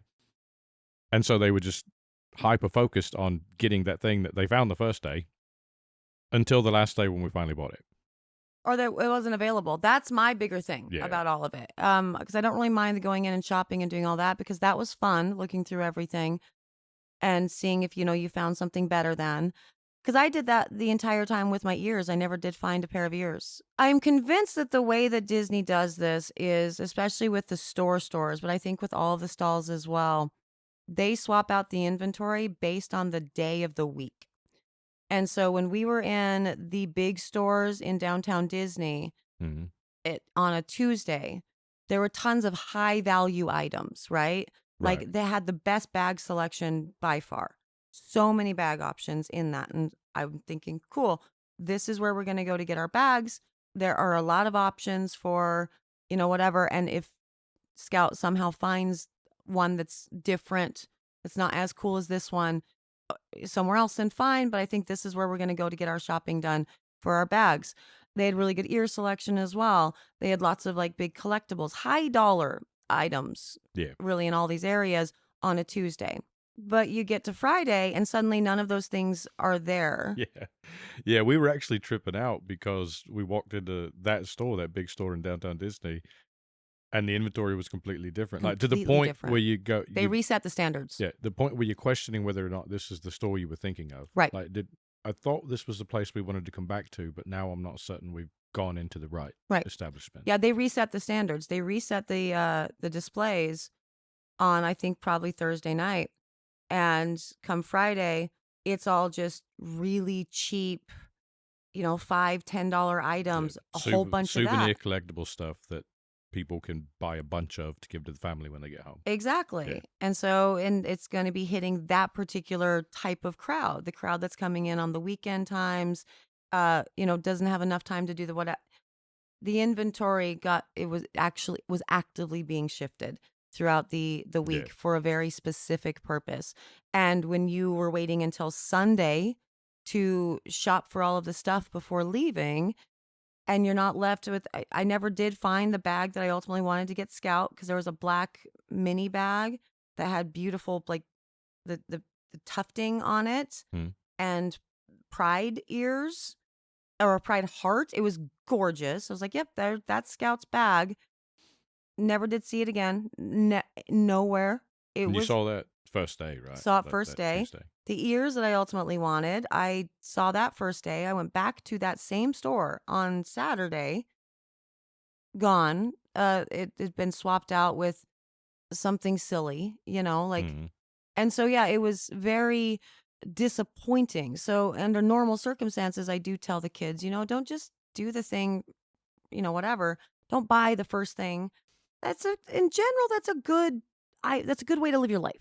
Yeah. Don't just buy, whatever. Don't impulse buy. But the thing about Disney is when you buy a pair of ears or a bag or whatever, they let you exchange it throughout at least the day, but for sure the day, but I'm pretty sure it's through the entire stay. So as long as your tickets exist, they let you exchange it. So if you buy a bag here and you find a better one, 2 days later over here, they let you swap it out. Yeah. Same thing with the ears. Even if you've been wearing them around, they let you do it. Their return policy is really good. Their exchange policy is great. So if there's a pair of ears at the very beginning, just get your ears. Enjoy your ears. Don't wait until the very end. Because at that point, on Sunday, I guess I found some ears that could have worked for me or whatever, but... You going to wear them on the plane home? What am I going to do with them on Sunday? If you're there and you're wanting your ears, get your ears on the first day. And if you find something better, again, exchange them there. They're very, very good about it. Yeah. That's a very key thing for anyone to know is that Disney rolls the inventory. Yep, they really do. And like that store in particular, it was basically a high-end bag store. the Yeah, first that's day we all it went in. was. And not only do they roll the inventory, like they put less expensive things out, but they shrink the display of, the higher end stuff. Right. It went from a high end bag store to a souvenir shop. Right. And there's like 3 different types of bags or something. Yeah, that was all there was, when before there were at least 40. Yeah. I've never seen anything shift that quickly. And also you have to think how limited time they have to do that too, because those stores in downtown Disney stay open until at least 1 o'clock. Yeah. Like we covered in our first video, Disney doesn't actually ever close. Yeah. Regardless of what hours they have posted, it is always open. Right, and those stores are opening up again at 7 o'clock in the morning. Yeah. Well, Disney will love us for saying this. If you're at Disneyland and you see something, go ahead and buy it. Buy it. You should buy it. Like, if you're there for the experience and to do the thing, you should do it. And these bags are absolutely gorgeous. Like, I am on the new bag kick with all of it because they are so... I mean, Disney's great with the merchandising, and they're great with the marketing, with all of it, because these are all one-of-a-kind bags. This bag right here that I have in my hand, yes, it is the Disney 100th anniversary, so it's an extra special thing because we were there for the 100th anniversary. Mm-hmm. So there's that. But even on a regular occurrence, when it's not actually that, this is the only... They will make a certain number of this exact bag, and they Right. will never make it again. Yeah. Yeah, they're all limited editions. For someone that's a collector, it's brilliant. It's brilliant. It is a great way to easily get my money. Yeah. But, and the actual craftsmanship of the bags themselves, it's just so gorgeous because it's beautiful, really well done leather. The zippers are nice. They're very sturdy and strong. The stitching is gorgeous. The plates are amazing. And everything is a little bit different inside, like it's a very well-crafted bag, every single one of them, and every single one of them is unique. And that's just the thing at Disney. You see everyone walking around with a bag, and it becomes a conversation piece. I mean, at least it did for me, because I like talking to people, Yeah. but because we're looking at other people's bags and stuff, and we're like, oh my gosh, that bag's so cute. Where'd you get that one? And they're like, oh, yeah, I got this at, the Oogie Boogie Bash in 2019. Like, wow. Yeah. Vintage, like very it's fun. Totally that. I heard a lot of conversations like that too, not just ours. Yeah. Just throughout the park, people talking back and forth about the bags. And maybe you already knew. I didn't know anything about the whole bag collection thing before we went. And, I saw a row of backpacks in a store, and I assumed you're looking at some Jan Sports or something, right? Just a backpack with Right. some Disney character on it. And then I picked one up, and I'm blown away by the quality of these Yeah. bags. Like, They're beautiful. they're worth what they charge for them. Oh, 100%. I'm not doing, actual purses anymore, because I did the designer bag thing when I was in my 20s and, cared about that sort of thing. And so I have like fancy purses. Hmm. When have you ever seen me use them? Like, I stopped using those like when we started dating, Yeah. or maybe when I became a mom and I had to start carrying around a diaper bag. And then a bag of holding. And then I've had a bag of holding forever. Yeah. And so I've decided that instead of doing designer like purses, I'm going to start doing Disney bags for my purses. And so that's my new collection because, again, it brings me joy. Mhm. And they're very unique and fun. And there's so many different gorgeous options. We brought home every single one of my family members. Well, we didn't bring home my parents' ones because that will never hit with them. Yeah. But, No. Webman and his wife and their kids, we brought them each home a bag that we got to select for them because it's this cool thing Mhm. that they can take with them on their first trip while they look for their bag and buy it themselves if they want and all the things. Very cool. Scouts bags are awesome. Like Scout and A1 got to pick out theirs and very fun experience. I did not realize that the bag thing had gotten to this level, and having never actually seen one in person, I was just kind of like, well, whatever. It's a mini backpack. Right. It's not. It's so freaking gorgeous. Yeah, it's something worth collecting. Yeah. And the whole, limited edition aspect and the vintage aspect, it's like pens. It's a very cool thing that they've put out. Yeah. It's a very easy way to get people to part with their money, Mm-hmm. but it's a very cool thing to be a part of. Absolutely. And so, yeah, if you're shopping for bags, whatever, and you see a bag that you like, yeah, get it on the first day because you're going to need it to put crap in regardless. And then if you find one that you like better, you can swap that one out. Mhm. This was one that came out on Sunday, though, right before we left. You Yes. snagged that. That Yeah. came out that day. Yeah, that was a new one. That was dropped literally that day onto the shelves. Yeah, so and I was even happier to see that it was a 100th anniversary version. So Yeah. it's, limited edition. that was a nice surprise to see that for my birthday. Thank you. You're welcome. But yes, so it is, that would definitely be the thing, the shopping. And what else? We have 2 more that we need for do not do at Disney. This is an awesome list to start with. Number 4, Things that you never do at Disney. never do at Disney. I would like to say never Disney app, but you have to. Hmm. And it's a terrible app. Yeah, you are required to use the app like 100%. So the app is your key to everything. So your phone effectively becomes your key to get into all the locked spaces that, the miscreants can't be a part of. Yeah. Which means if your phone dies, you're locked out of your hotel. Or if you lose You're your locked phone. out of the park. And we did actually come in contact with people that happened to when we were going back into the park at some point on one of the days. Mm-hmm. There was somebody at security that had pulled that because they had lost their phone in the park. Yeah. And they can't get anywhere without it because your tickets are on there and everything. Yeah. But also the app itself gives you all the information for the rides as well as the Lightning Lane, which is the Fast Pass, the new version of the Fast Pass. And the app itself has potential to be a very cool thing. Yeah, the idea of the app was cool. Opening it up the very first time before I'd created an account, logged in, and attempted to accomplish anything, like adding my ticket to my account or booking lightning lanes or trying to do anything at all made it miserable. But when you first open it up, you're like, oh, this is going to be amazing. There's a map of the park and there's you can see what characters are out and where they're at. And you can sort it by food and you can make your dinner reservations and everything's right there. And it's amazing because we live in an app-driven world. Right. But then you get into it and you need a secret decoder ring to use the app to accomplish anything. Yeah. And it's not really accurate either. Like we noticed when we were looking at the character stuff, and you can see where all the characters are and, whatever at any given time. Mm. And I was standing in line looking at Mirabelle. She's not on the app. She's not on the app. Yeah.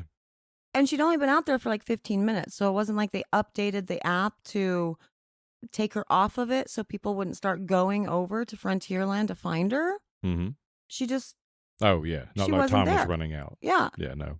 And that's really very frustrating to me, especially considering it was really quite hard to find characters. Yeah, other than like at the entrance gate, like by the fire station up in the front, there were characters that seemed to rotate or swap out pretty frequently there where you come in. Right. But then once you get past that bit in that little shopping area and into the park where you pick which segment you're going to go to, Right. there's like no one. Yeah. No characters after that. Yeah.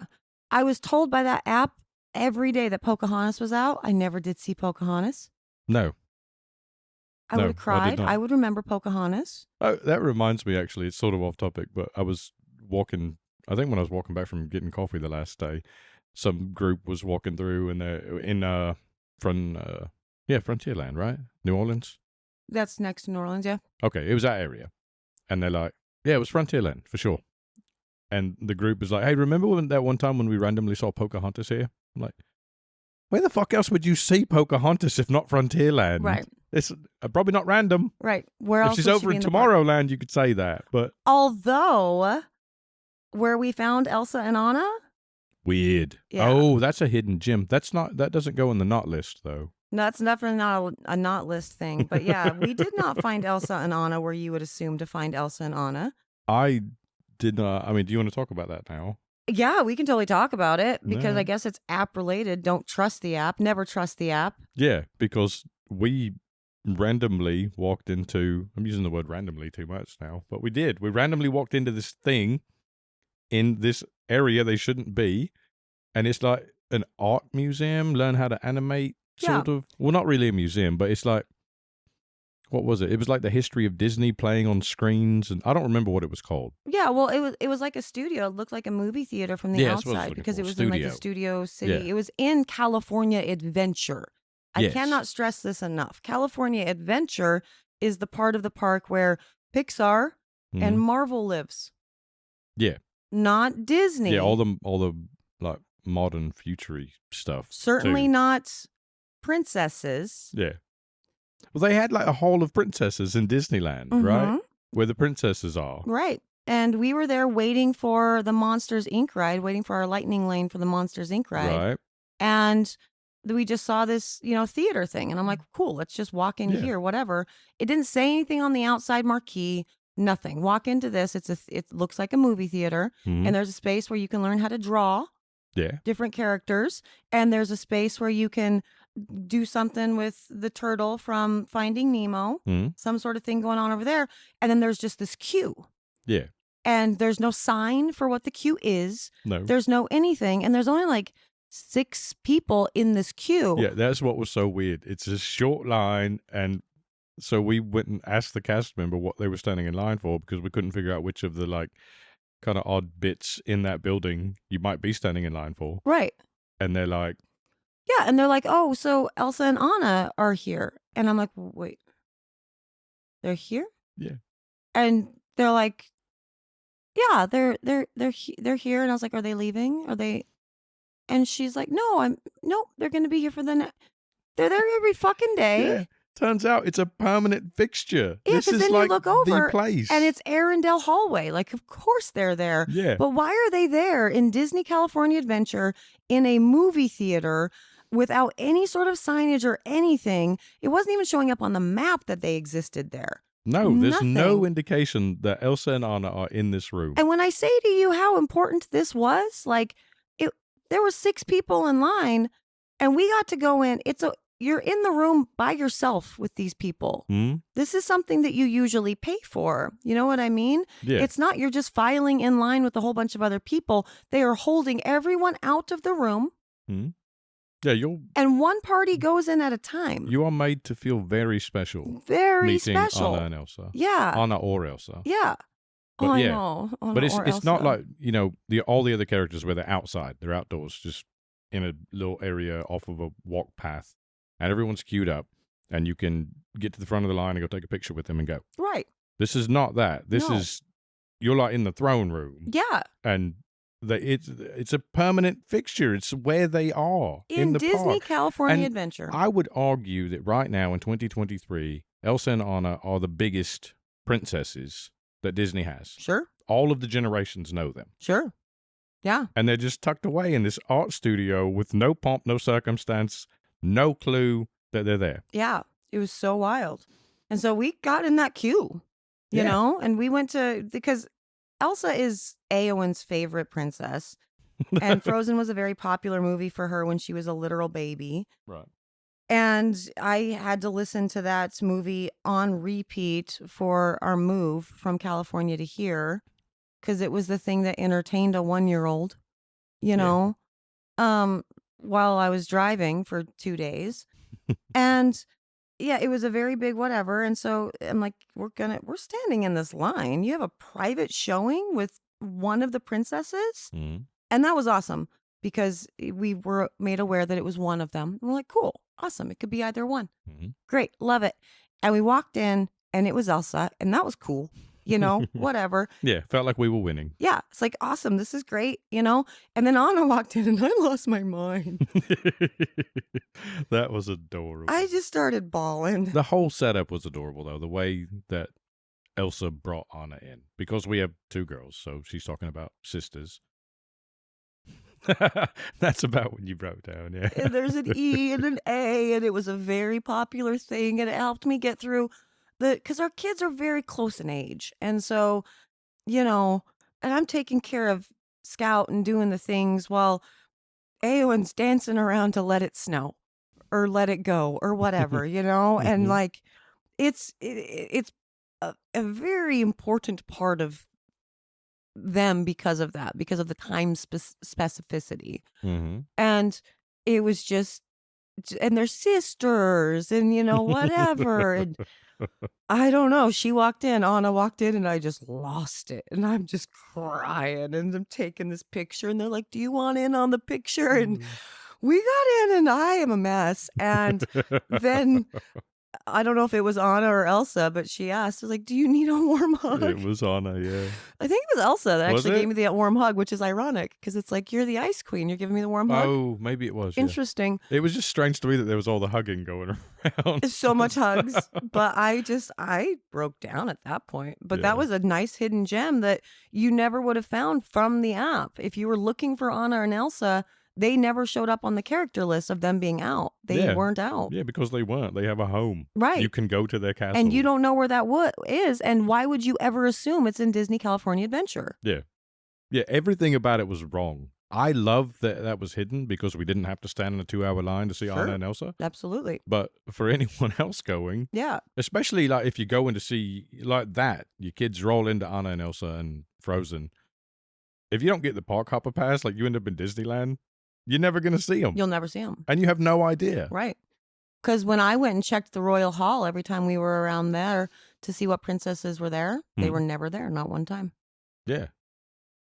So they don't even, which they could be, because They you could could be. have, Oh, 100%. they could be in both parks. 100%. They're just not. They weren't. Like, you have to go to California Adventure. You have to go to this particular building. Yeah, it's really weird to me because they should have been in Fantasyland, hanging out around the Matterhorn. Yeah, why the hell are they across the street from Monsters Inc. ride? Right. It's not even Pixar. Yeah, it was the weirdest thing ever. Like in a 50s themed street. Yeah. Yeah, it was just it was all so wrong. Yeah, so point is, don't trust the app, but you were required to do everything with the app, but everything else didn't work either, like the food ordering, it Oh, sounds God. cool, but you could only do it if you were in like a certain proximity to the actual food for it to show up on the map, Yeah. unless you knew specifically what you were searching for. Well, Like the actual name, and I wonder what circumstances am I going to know the actual name. I'm not doing that kind of research before coming to Disney. but even when we did know the actual name, like this episode is going to sound like all of my beef is about food, but I went there for It was hard to food. get food. And like, It was genuinely hard to get food. yeah, but when you finally knew the name of the place you wanted to go, you're supposed to be able to make reservations in the app, and it will let you get all the way through selecting your party and your time and your day, and then it'll fail to book a reservation. Yeah. And then you'll get a notice that you need to be within proximity of the restaurant. So you actually can't make reservations unless you're in the park, on the block, where the restaurant you want to go is, and then you can attempt. And then it'll tell you that the restaurant's not taking reservations at this time. Like 4 days we tried to make reservations. Not one time was it successful. Yeah. We were sitting at the pool one day, like trying to actually get our shit in order for the night, because the night before it had ended up like 2 hours at least wherein we were trying to eat. Yeah. We just wanted food, and nary food to be had. And so we're going through this process of trying to get a reservation because that looked like best bet. Mm-hmm. So 2 hours later, very hungry children, very grateful for everything that was in front of them for sure. So we're thinking the next day while they're doing their pool time, because we liked to take a break around 1 or 2, go back to because it's the best time to go swimming. It's the warmest time of the day, whatever. And we're like, well, we're going to make this reservation for this place we wanted to eat in the New Orleans area. Can't do it unless you're close enough to the restaurant. So we finish up with the pool stuff, get ready to go out. We take the train over to the area right in front of the restaurant. Well, they no longer have any reservations. But when we checked earlier, when we were by that area, they were there. They were possible. Yeah. And so it became just it's such a frustrating thing. This whole idea of make reservations and get your food in advance and just go pick it up instead of having to stand in line for food. You're still standing in line because everybody's doing that. Yes. Doing their food on the app. Ordering food on the app to go pick it up is not like ordering, DoorDash to pick up. No. They don't. You can place the order and you can pay for it, but they don't make the food and put it in a spot to pick up. You have to get close again, and then the app will give you the option to push the button to say, I'm nearby or I'm here or whatever, and then they'll make your order. Yep. behind whatever other 15 orders have come in that have walked up and pushed that button before you. Yeah, that first night that we were there, we hadn't gone into the park. That was our travel day. And so we're just messing around at the pool, and there's a restaurant there, Hmm? the Sam's Teat, whatever, and there's the only other place you can get Dole Whip in the whole park. Yeah, that tiki place. Yeah, and so we placed an order for food because some of it looked really good, and so we placed that order. We sat there for about an hour and a half, not yeah. realizing that we needed to push button and say, yeah, we're ready for you to, Yeah, because it gives Make you it. like an estimated pickup time. yeah. You And know, so say we just, say it's 8:00, you place the order, and it says your order will be ready by 8:30. But only if you then go to the restaurant and push the button saying, "I'm here, please make my order." yeah, it was really wild. And so we were just standing there because they were so busy. Yeah, they were. And I slammed. refused to I refused to bother them. Like, I'm not going to do it. I'm not going to do it. No, whatever. But then I saw people coming and going with their orders after we'd figured out we need to press button. Mhm. And I'm like, I think I need to talk to them. And I felt so bad, you know? Yeah. I'm like, I'm really sorry, but it says that we're ready. Do you maybe have this order? Maybe, I don't know, question mark. I'm very confused. Sorry, first time doing this. Yeah. Don't want to bother you. And that they were so goddamn grateful about that I even acknowledged that I didn't want to bother them Aw. because they were so swamped. And we watched them just hauling food back and forth. That restaurant was so busy that night. Yeah, that was a part of that adventure, I guess, is that where you had to go to pick up food was also like behind the scenes. Yeah. Like you're sort of behind the kitchen Yeah. and just seeing all the chaos because they also, had a full dining room. It wasn't just pickup. Right. And it felt like they were at least half staffed. Yeah, Maybe less. Right. I do not feel like they were fully staffed up. Yeah. And it was just quite the experience, just trying to, just across the board, trying to get food was awful. And the app helps kind of, I mean, again, If you sort it by places to eat, you can see what is nearby you if you're in the park on the map. right, That's about as helpful as it gets. right, Other than that, you're on your own. right. And they said on the app, it says to make your reservations for certain restaurants, up to 60 days in advance. Mm-hmm. So effectively make your reservations for restaurants when you book your trip. And I didn't do any of that because we don't exactly have high cuisine in Disneyland. There's high cuisine in Disney World, Right. but there's nothing that I would consider. So we weren't going to be doing a character experience. We weren't going to be doing like a tea party or anything like that. And that's what I figured the reservations were for. Right. Not the Mary Poppins themed, Jolly Holly, whatever. Not any of the things in the New Orleans area. Any of the sit-down restaurants, I didn't assume that those were required. And we found out, in fact, they're not required. They had reservations available every day. Yeah. It was just impossible to do them while you were in your trip. And I don't understand why. It's such a frustrating You had to thing. be in the right place at the right time, knowing exactly what you wanted to do for food. Right. In order to get something booked. Yeah. But yeah, the whole, like that place we tried to go to in New Orleans Square twice, the restaurant was half full. Every time. There are 20 open tables just inside the room. And we know that because we were riding the Pirates ride. And we look over and it's like there's a lot of tables there. But no way to book a table. Couldn't book a table. And they couldn't book it. You couldn't walk up to the desk and say, I've got a party of 4. Right. They didn't have the ability to do that. It had to go through the app, which wouldn't let you book the table. Right. And so the only place in that area that was able to do that for a sit down was the other one right next to it.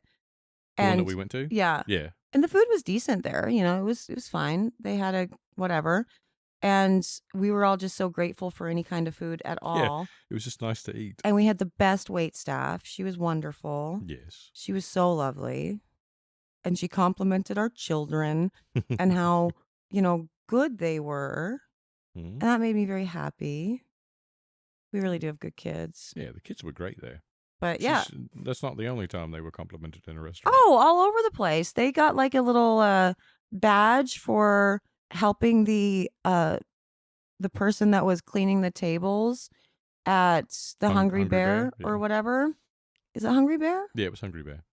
And we were waiting in line to get food, and I had left them at a table, and I was going to get, ketchup and, whatever, condiments. Mm-hmm. And I came back, and they were sitting there and doing the things, and a cast member walks up and she's like, "Are you their mother?" And I'm thinking, "Oh God, what did they do? Right.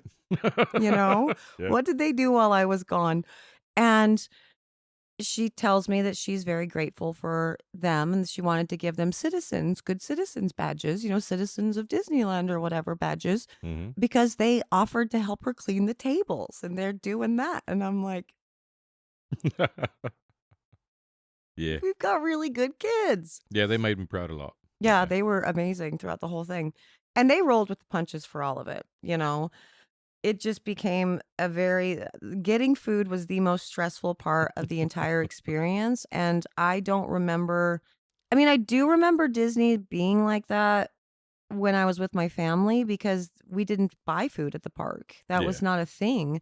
We went out to the parking lot to eat, or we brought our own food in or whatever the situation was. We did not buy park food is the point. Yeah. That was not a thing. No, that is why I was so determined to just eat everything. Right. It's because it was the same way with my family. Right. We had to go all the way out to the parking lot, which seems like it was 12 fucking miles away back then, Right. to, make sandwiches out of what you have in your cooler in your car. Right. Well, it's an hour to get to the parking lot to eat. Right. And then an hour to get back into the park. Right. By the time it's all said and done. Oh, 100%. So you've pissed away 2 hours. No, we're eating in the park. Right. And that was, one of the things. We wanted to try all the food that we didn't get to try when we were kids and do the things and, experience all of the churros. We're living and, the childhood we wanted to live in Disneyland. and the Dole Whips and all of the corn dogs and all the things, and it was so hard to do it. The only place that you could consistently get food and it not be a terrible pain in the ass was all of the street food in downtown Disney. And we don't actually eat like that all of the time, we needed something other than just street food, especially since we were there for 5 freaking days. Yeah. We needed a place where you could sit down at a restaurant with a salad. My children love salads. Yes. I And- remember that request. Yeah, like that's what they were requesting within about a day. Their bodies don't do this food. Yeah. And so it became so difficult to get food. It was the most stressful thing ever. It was the biggest irritant with it all. And it was every day. Like we got better and better and better at planning, Mhm. and it never worked out. Mm-mm. A lot of the aforementioned churros we ate because we needed something to hold us over while we figured out how to get into a restaurant when the whole system was failing. Right. Yeah. So that app, don't trust the Disney app, but also you have to have it. So Yeah. You can't do anything without it, and everything you need to do with it is infuriating. mhm. But to the finding good food thing, Pims? Is that the name of Oh, it? Pims. Oh, Pims. Don't sleep Look, on Pims. Yeah, We have this is to must see. We'll have a top 5 must see in the Okay. next episode. Okay, we'll do that. Maybe. I'll not bring that up It's going to be nothing but Disney. then. But actually, no, we can talk about it. Pims was a must see. You had to have it. Like that, it was the best food that we had. Well, not the best. The best food were like the Samoas or whatever they call. What are they called? At the Lion King thing? Sambosas. I've been meaning to look that up. And that was also the quickest time we had with ordering something with the app. We Yeah. sat down to watch the Lion King thing, Mm, and it was amazing. So good. yes. The Lion King performance in the amphitheater.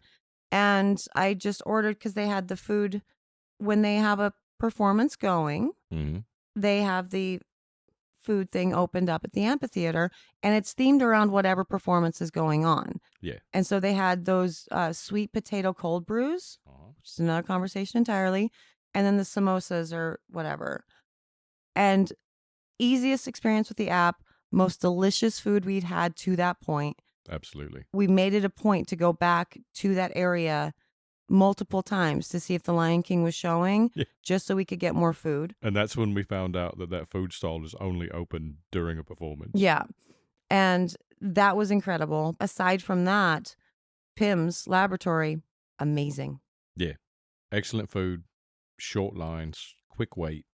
And so fun. Yeah. Like the size of the pretzels were, Yeah. Yeah. because they were doing the things with the Pim's particles Yeah, and 'cause like it's- taking tiny food, making it big. Yeah. Pim's Particle is based on or from the Ant-Man Yeah. movie. Yeah. And it With was the so shrinking. fun. Wow, they did that. Like they gave us, we had to order the chocolate bar, and it was something like an obscene size. It was Mhm. like literally that big. Yeah.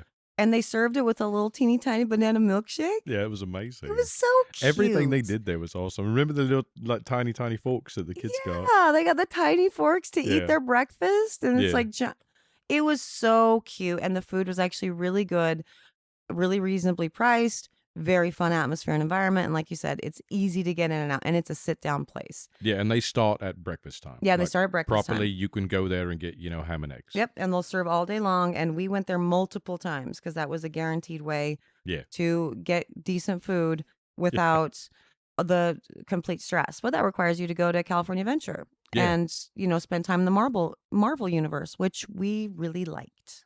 Yeah, The Marvel campus was our favorite. If I was going to go back and pick one park, I would probably go to California Adventure. Oh yeah, it was a lot of fun. Well, I mean, California Adventure during the day, and then go to Disneyland at night, because as the time gets after 5 p.m., all of the areas from Star Wars on start clearing out. People start moving towards where the fireworks are. Right.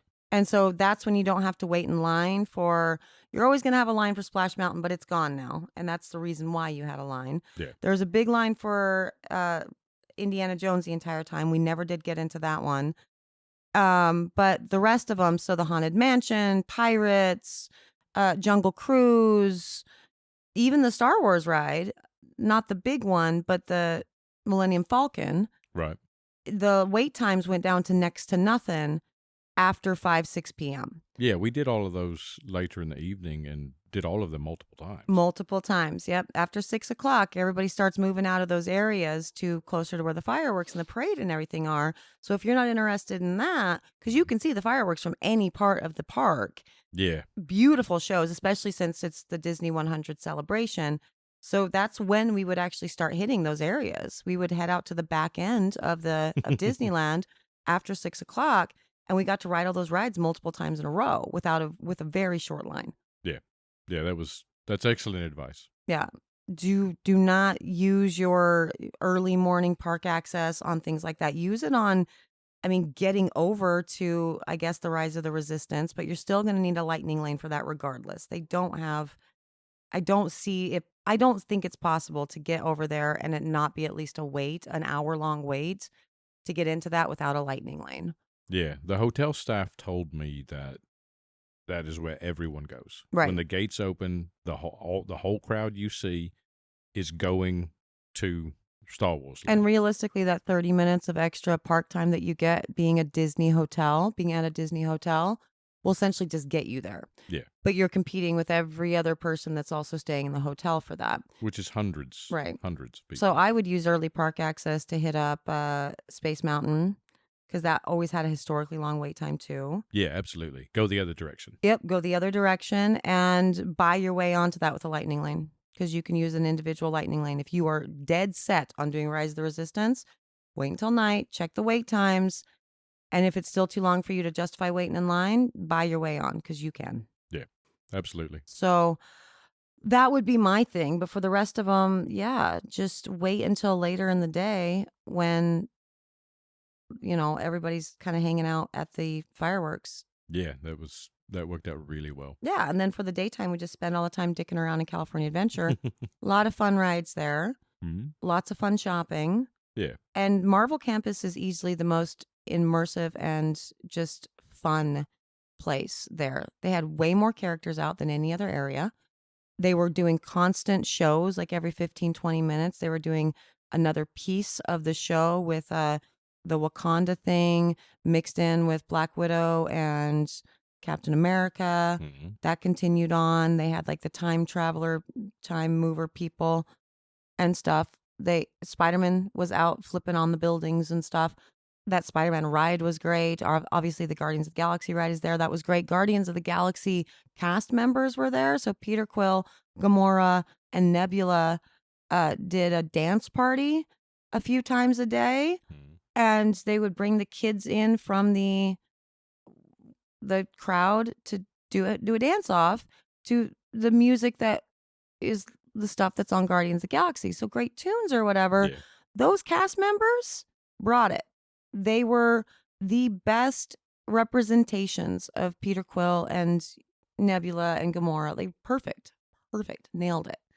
their mannerisms, their everything, because everything was a little bit awkward, right? Like Captain America was a little bit too much, and Yeah, with you the know, Captain America Black Widow thing, it was definitely over the top. yeah. And so they weren't great, and a lot of the characters within the Disney park, the cast, the actual characters, they weren't great when you were interacting with them. And it's unfortunate because I know that there are really good cast members there, Mm. and we just didn't get them. And that could have been the time of the year that we were in. They might have been on their break before the busy season, because we went effectively the week before Memorial Weekend. Yeah. And that's when the kickoff is just insane, and you're just busy through effectively the end of the year. Maybe Yeah, you get a break in September, October. We went preseason. Yeah. So we probably got some B grade. But all of the characters at the Marvel were reasonably good, with the exception of Captain America. He was really cringe. But, Yeah. It was such a fun time to be on the Marvel campus. It That really is was. the best area across both parks. Yeah. That is the coolest place to be. I agree. And it's like when we saw the Spider-Man show, we were leaving, right? We were going to somewhere else. Yeah, we were actively trying to You go just, somewhere else. walk around the corner. It's like a outdoor hallway to go elsewhere. Right. And it's this huge Spider-Man spectacular show. Like Yeah. live, there's some Spider-Man is there. This Right. is not like CGI or display or a ride or something. Right. And there was just something like that always through the whole area. There was always so much entertainment. Yeah. It was amazing. It was a lot of fun, for sure. So that was one of my favorite areas. But we're not talking about favorites, talking about things that you don't do. It's the happiest place on earth. You keep getting distracted and sucked back in. Yeah, I mean, We're I supposed love to be talking Disney. about the negative. All the things that I'm talking shit about, I still love it. It was still a great time. It's just, Oh yeah. don't expect these things, Right. to be, you need to have some reasonable expectations. And I think so many people kind of don't, and they want to shove everything into like the first day, and it gets really overwhelming. It's just not happening. It You won't can't do it. happen, and you'll get really exhausted and frustrated. Mhm. But the last never do at Disney, what do we have? What do we have? Yeah. My biggest thing would be, don't be afraid to interact with the cast members and characters. That is literally part of the experience. And I think too many people were so online now, and we're just not social or whatever. We don't know how to social anymore. You We just- get kind of awkward. You see that manifesting in the not interacting in the park? Right. But don't do that. Interact with them. Talk to them. For the cast members that are hanging out in a line for you to see Moana, Mm-hmm. they're really bored, So talk to them. Yeah. Ask them about the area that they're in, because they're experts in all of this, and they will give you fun information. This is how we figured out, we learned the cold brew. I think it was when we were standing in line for Mirabelle. I believe so, yeah. 'Cause Yeah, we yes, were- it was. Just talking to the cast member that was waiting to tell us when it was time to go stand next to Mirabelle. Mm-hmm. And we're just chit-chatting about cold brew and how it all started at the Star Wars thing. And then she gave us some really cool information about Frontierland and where you needed to go to get something that was, relevant to what we were doing or whatever. They will talk up a storm if you talk to them. But at the same time, they're also very much used to being ignored by, I don't know how many people fit into Disney every day, but let's just say tens of thousands of people every day. Yeah. And so, but Yeah, they're and they're treated like wallpaper or decoration. right. And don't do that. You're Yeah. at the happiest place on earth. They are there to make sure that that is a thing. So make sure that that's a thing for them too. Yeah. Just be nice to them and like talk to them, because they probably have dealt with a lot of really angry people throughout the day as well. So just treat them like, humans and whatever. But don't sleep on it, because they give you the best advice. Yeah. And they're very excited to do so. Right. But I feel like part of their, job description is also to like not encroach or impose. Sure. Like, don't slow someone down. So they're not going to get in your way Sure. or initiate this. Yeah. Feel free to do so, Yeah. like you're saying. Yeah. Just look people in the They're- eye and start a conversation. They're like expert Disney tour guides around every corner. They really are, and they know where all the dope shit is, and they'll give you, pro tips on the best place to see the fireworks that has no big crowded area. Mhm. They'll give you pro tips on where to find this, or all of the things, all of the best tips. Even the whole line cutters pass. That's from talking to cast members. Yeah. If you're And this is looking how for you do it. something or you're wondering about something, they have the answer. Exactly. They have the best answer. Exactly. And also for the characters themselves, like the actual characters that are out. You see Cruella de Vil out there?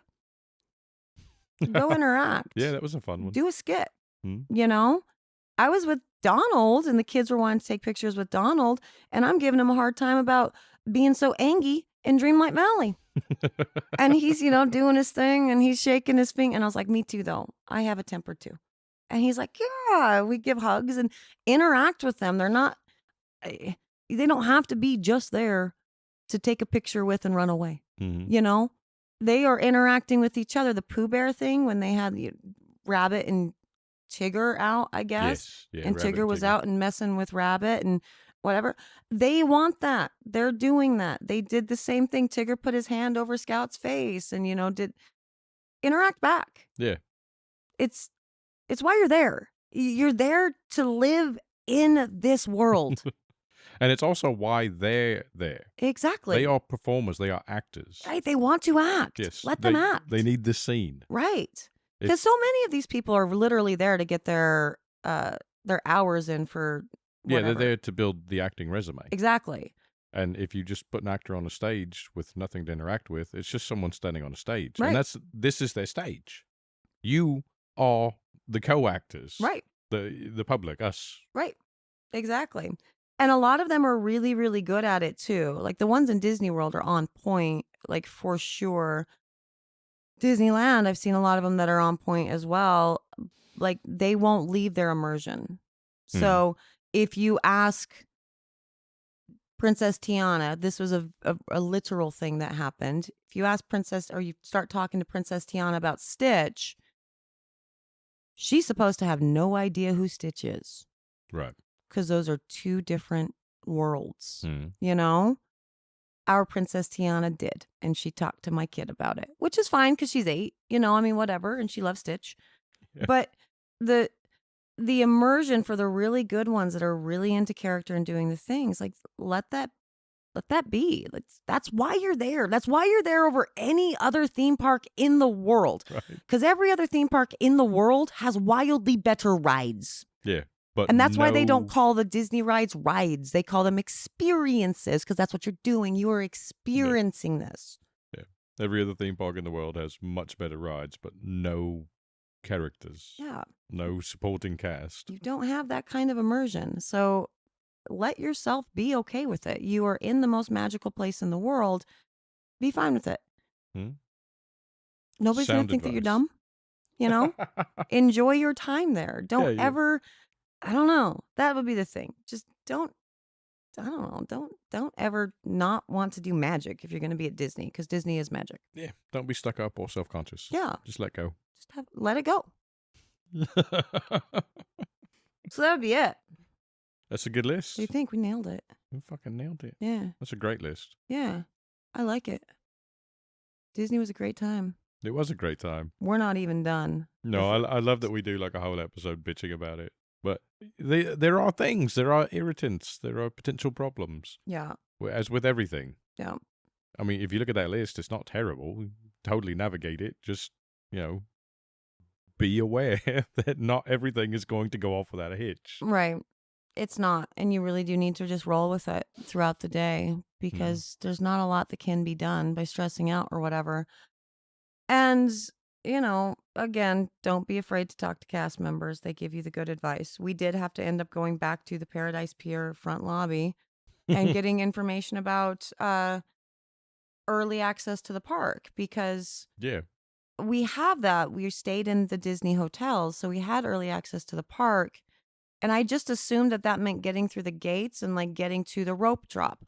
And so day one, we ended up at rope drop, which is cool. That's cool. I'm glad that the kids got to experience rope drop. It was the only rope drop that we experienced because we ended up staying out so late every day that nobody was getting up in time to even use the early access. But as we're standing at rope drop, all of these rides are going. Yeah. And I'm looking at you and I'm like, I think we're supposed to be there. Mm. I don't think early access means you get through these gates before, because we saw nobody turned away at security. Right. You know, Yeah, they no. can't all be staying in the hotels. No, it was a lot of people. And so it was very odd to me, and it was very whatever. And then I just figured, well, maybe that's like a private group, because you can do that too, I guess. I don't know. Yeah, I think you can, yeah. But so you went down to the lobby and talked to the cast member again that I refused to go back and talk to because I was embarrassed because I didn't remember all of the information. She gave me 90 seconds. And that's when they told you that it's a separate line to go for early access. Yeah. And sometimes they don't even open it up, which I Yeah. think is some bullshit. Well, that's the thing. She didn't. So I ended up talking to 2 cast members, and one of them told me that there's an early access line, and there should be signs directing you to it. And then the other one interrupted and said, "Yeah, they haven't been putting those signs out. You just have to know to go to the gate to the left." Right. How am I ever going to know that Right. unless I'm talking to staff that have this information? This is why you So, talk to staff. Yeah, there is an early access line. Mm-hmm. It's this stall. It may or may not have a sign indicating it as such. Right. You only get that from talking to a cast member Exactly. because no one is publishing, hey, we might not put these signs out today. Disney is Exactly. not publishing it. It's not on the app. Right. Exactly. And there are no signs inside of the park that's like early access this way. You just have No. to know where to go to do the things. They're Yeah, not it's- putting up those kinds of signs. It's almost like they don't want the general public that doesn't have early access to know that early access exists. Right. Even though everybody they're totally just glossing knows. over it. Right. But yeah, because I walked all the way up to the rope Mm-hmm. thinking something's going to happen over there. Mm-hmm. And they're like, let's just keep the Yeah, let's keep this walkway clear. walkway clear. I'm like, oh, okay. No, that's fine. We'll just get into this line here. But I think I'm supposed to be over there. Yeah, like, turns out we should have been over there. right. Yes. And we'll never know because we didn't do a single early access after that first day. Yeah, no, because We all slept in. I went down and talked to the hotel staff that night, our first night, and then we never got up early enough to try it again. We did not do it again. But late night was better than early morning, so Oh, 100%. I don't really care. Yeah, the only reason that I would have wanted to do an early access, which we tried to do one of the days, I think the last day, but the night before we were out so late. Mm-hmm. I wanted to get out to do Space Mountain. Yeah. But because Scout was so terrified of roller coasters and everything in general, I don't think Space Mountain would have been an enjoyable thing for her anyway. So she didn't go on Space Mountain. Yes. And I did tell her afterwards that that's the one that you can't put your hands in the air, you get your hands chopped off.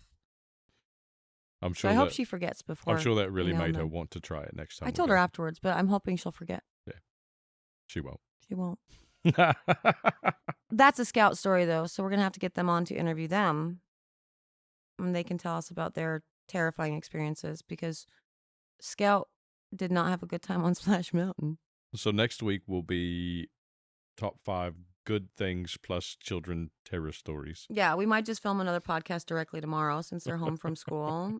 And we can just put out 2 podcasts like back to back. Oh, right on. We don't have to wait days between. You know what I mean? We can put out as many as we want. Once we figure out a format and something we're actually talking about, you know, every week or whatever, like, well, we're going to have a topical issue.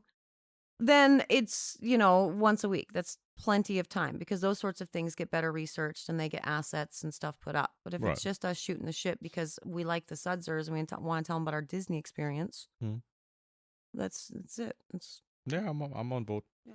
We do what we want. yeah, Cartman Chronicles.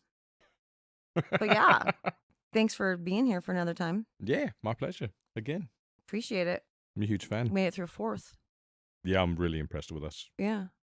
We even took I like am. 4 or 5 hours off and went and did a party at the park. And Yeah, this is actually, we've been filming all day. well, I mean, yeah. It's been set up and then we had to go in and do Yeah. other things. We had It's hot been- girl shit to do. I've not heard that in a while. No, I don't know why I stopped saying it. I only say things that are popular. You know what I mean? So if it's like a TikTok thing or a thing that the kids are saying, I pick it up and I run with it for whatever. And you're like, where did that come from? And I was like, it's a really old meme. It's popular again. I don't know why, but here we go. What was the one most recently that you asked about? Oh, It was like the first time you'd ever heard it, but it was from a really long time ago that the meme was. I remember what you're talking about. I don't remember what it was. Yeah. And so it's just something that like is recirculating. And cool. Right now we say this. It's how I relate to the kids. Gotcha. It's a very boomer thing to do. Yeah, well, you're nailing it. I know. You say all sorts of things I don't understand. It's great. It's awesome until you do because that actually was a boomer moment when I told an entire group, like 50 children, for the Easter egg hunt to dab. Oh, yeah. Our kids did. Right, because they're my kids. They're going to do that because they're good kids. But All right, everybody else fine. was like, Do what? Yeah, that was awesome.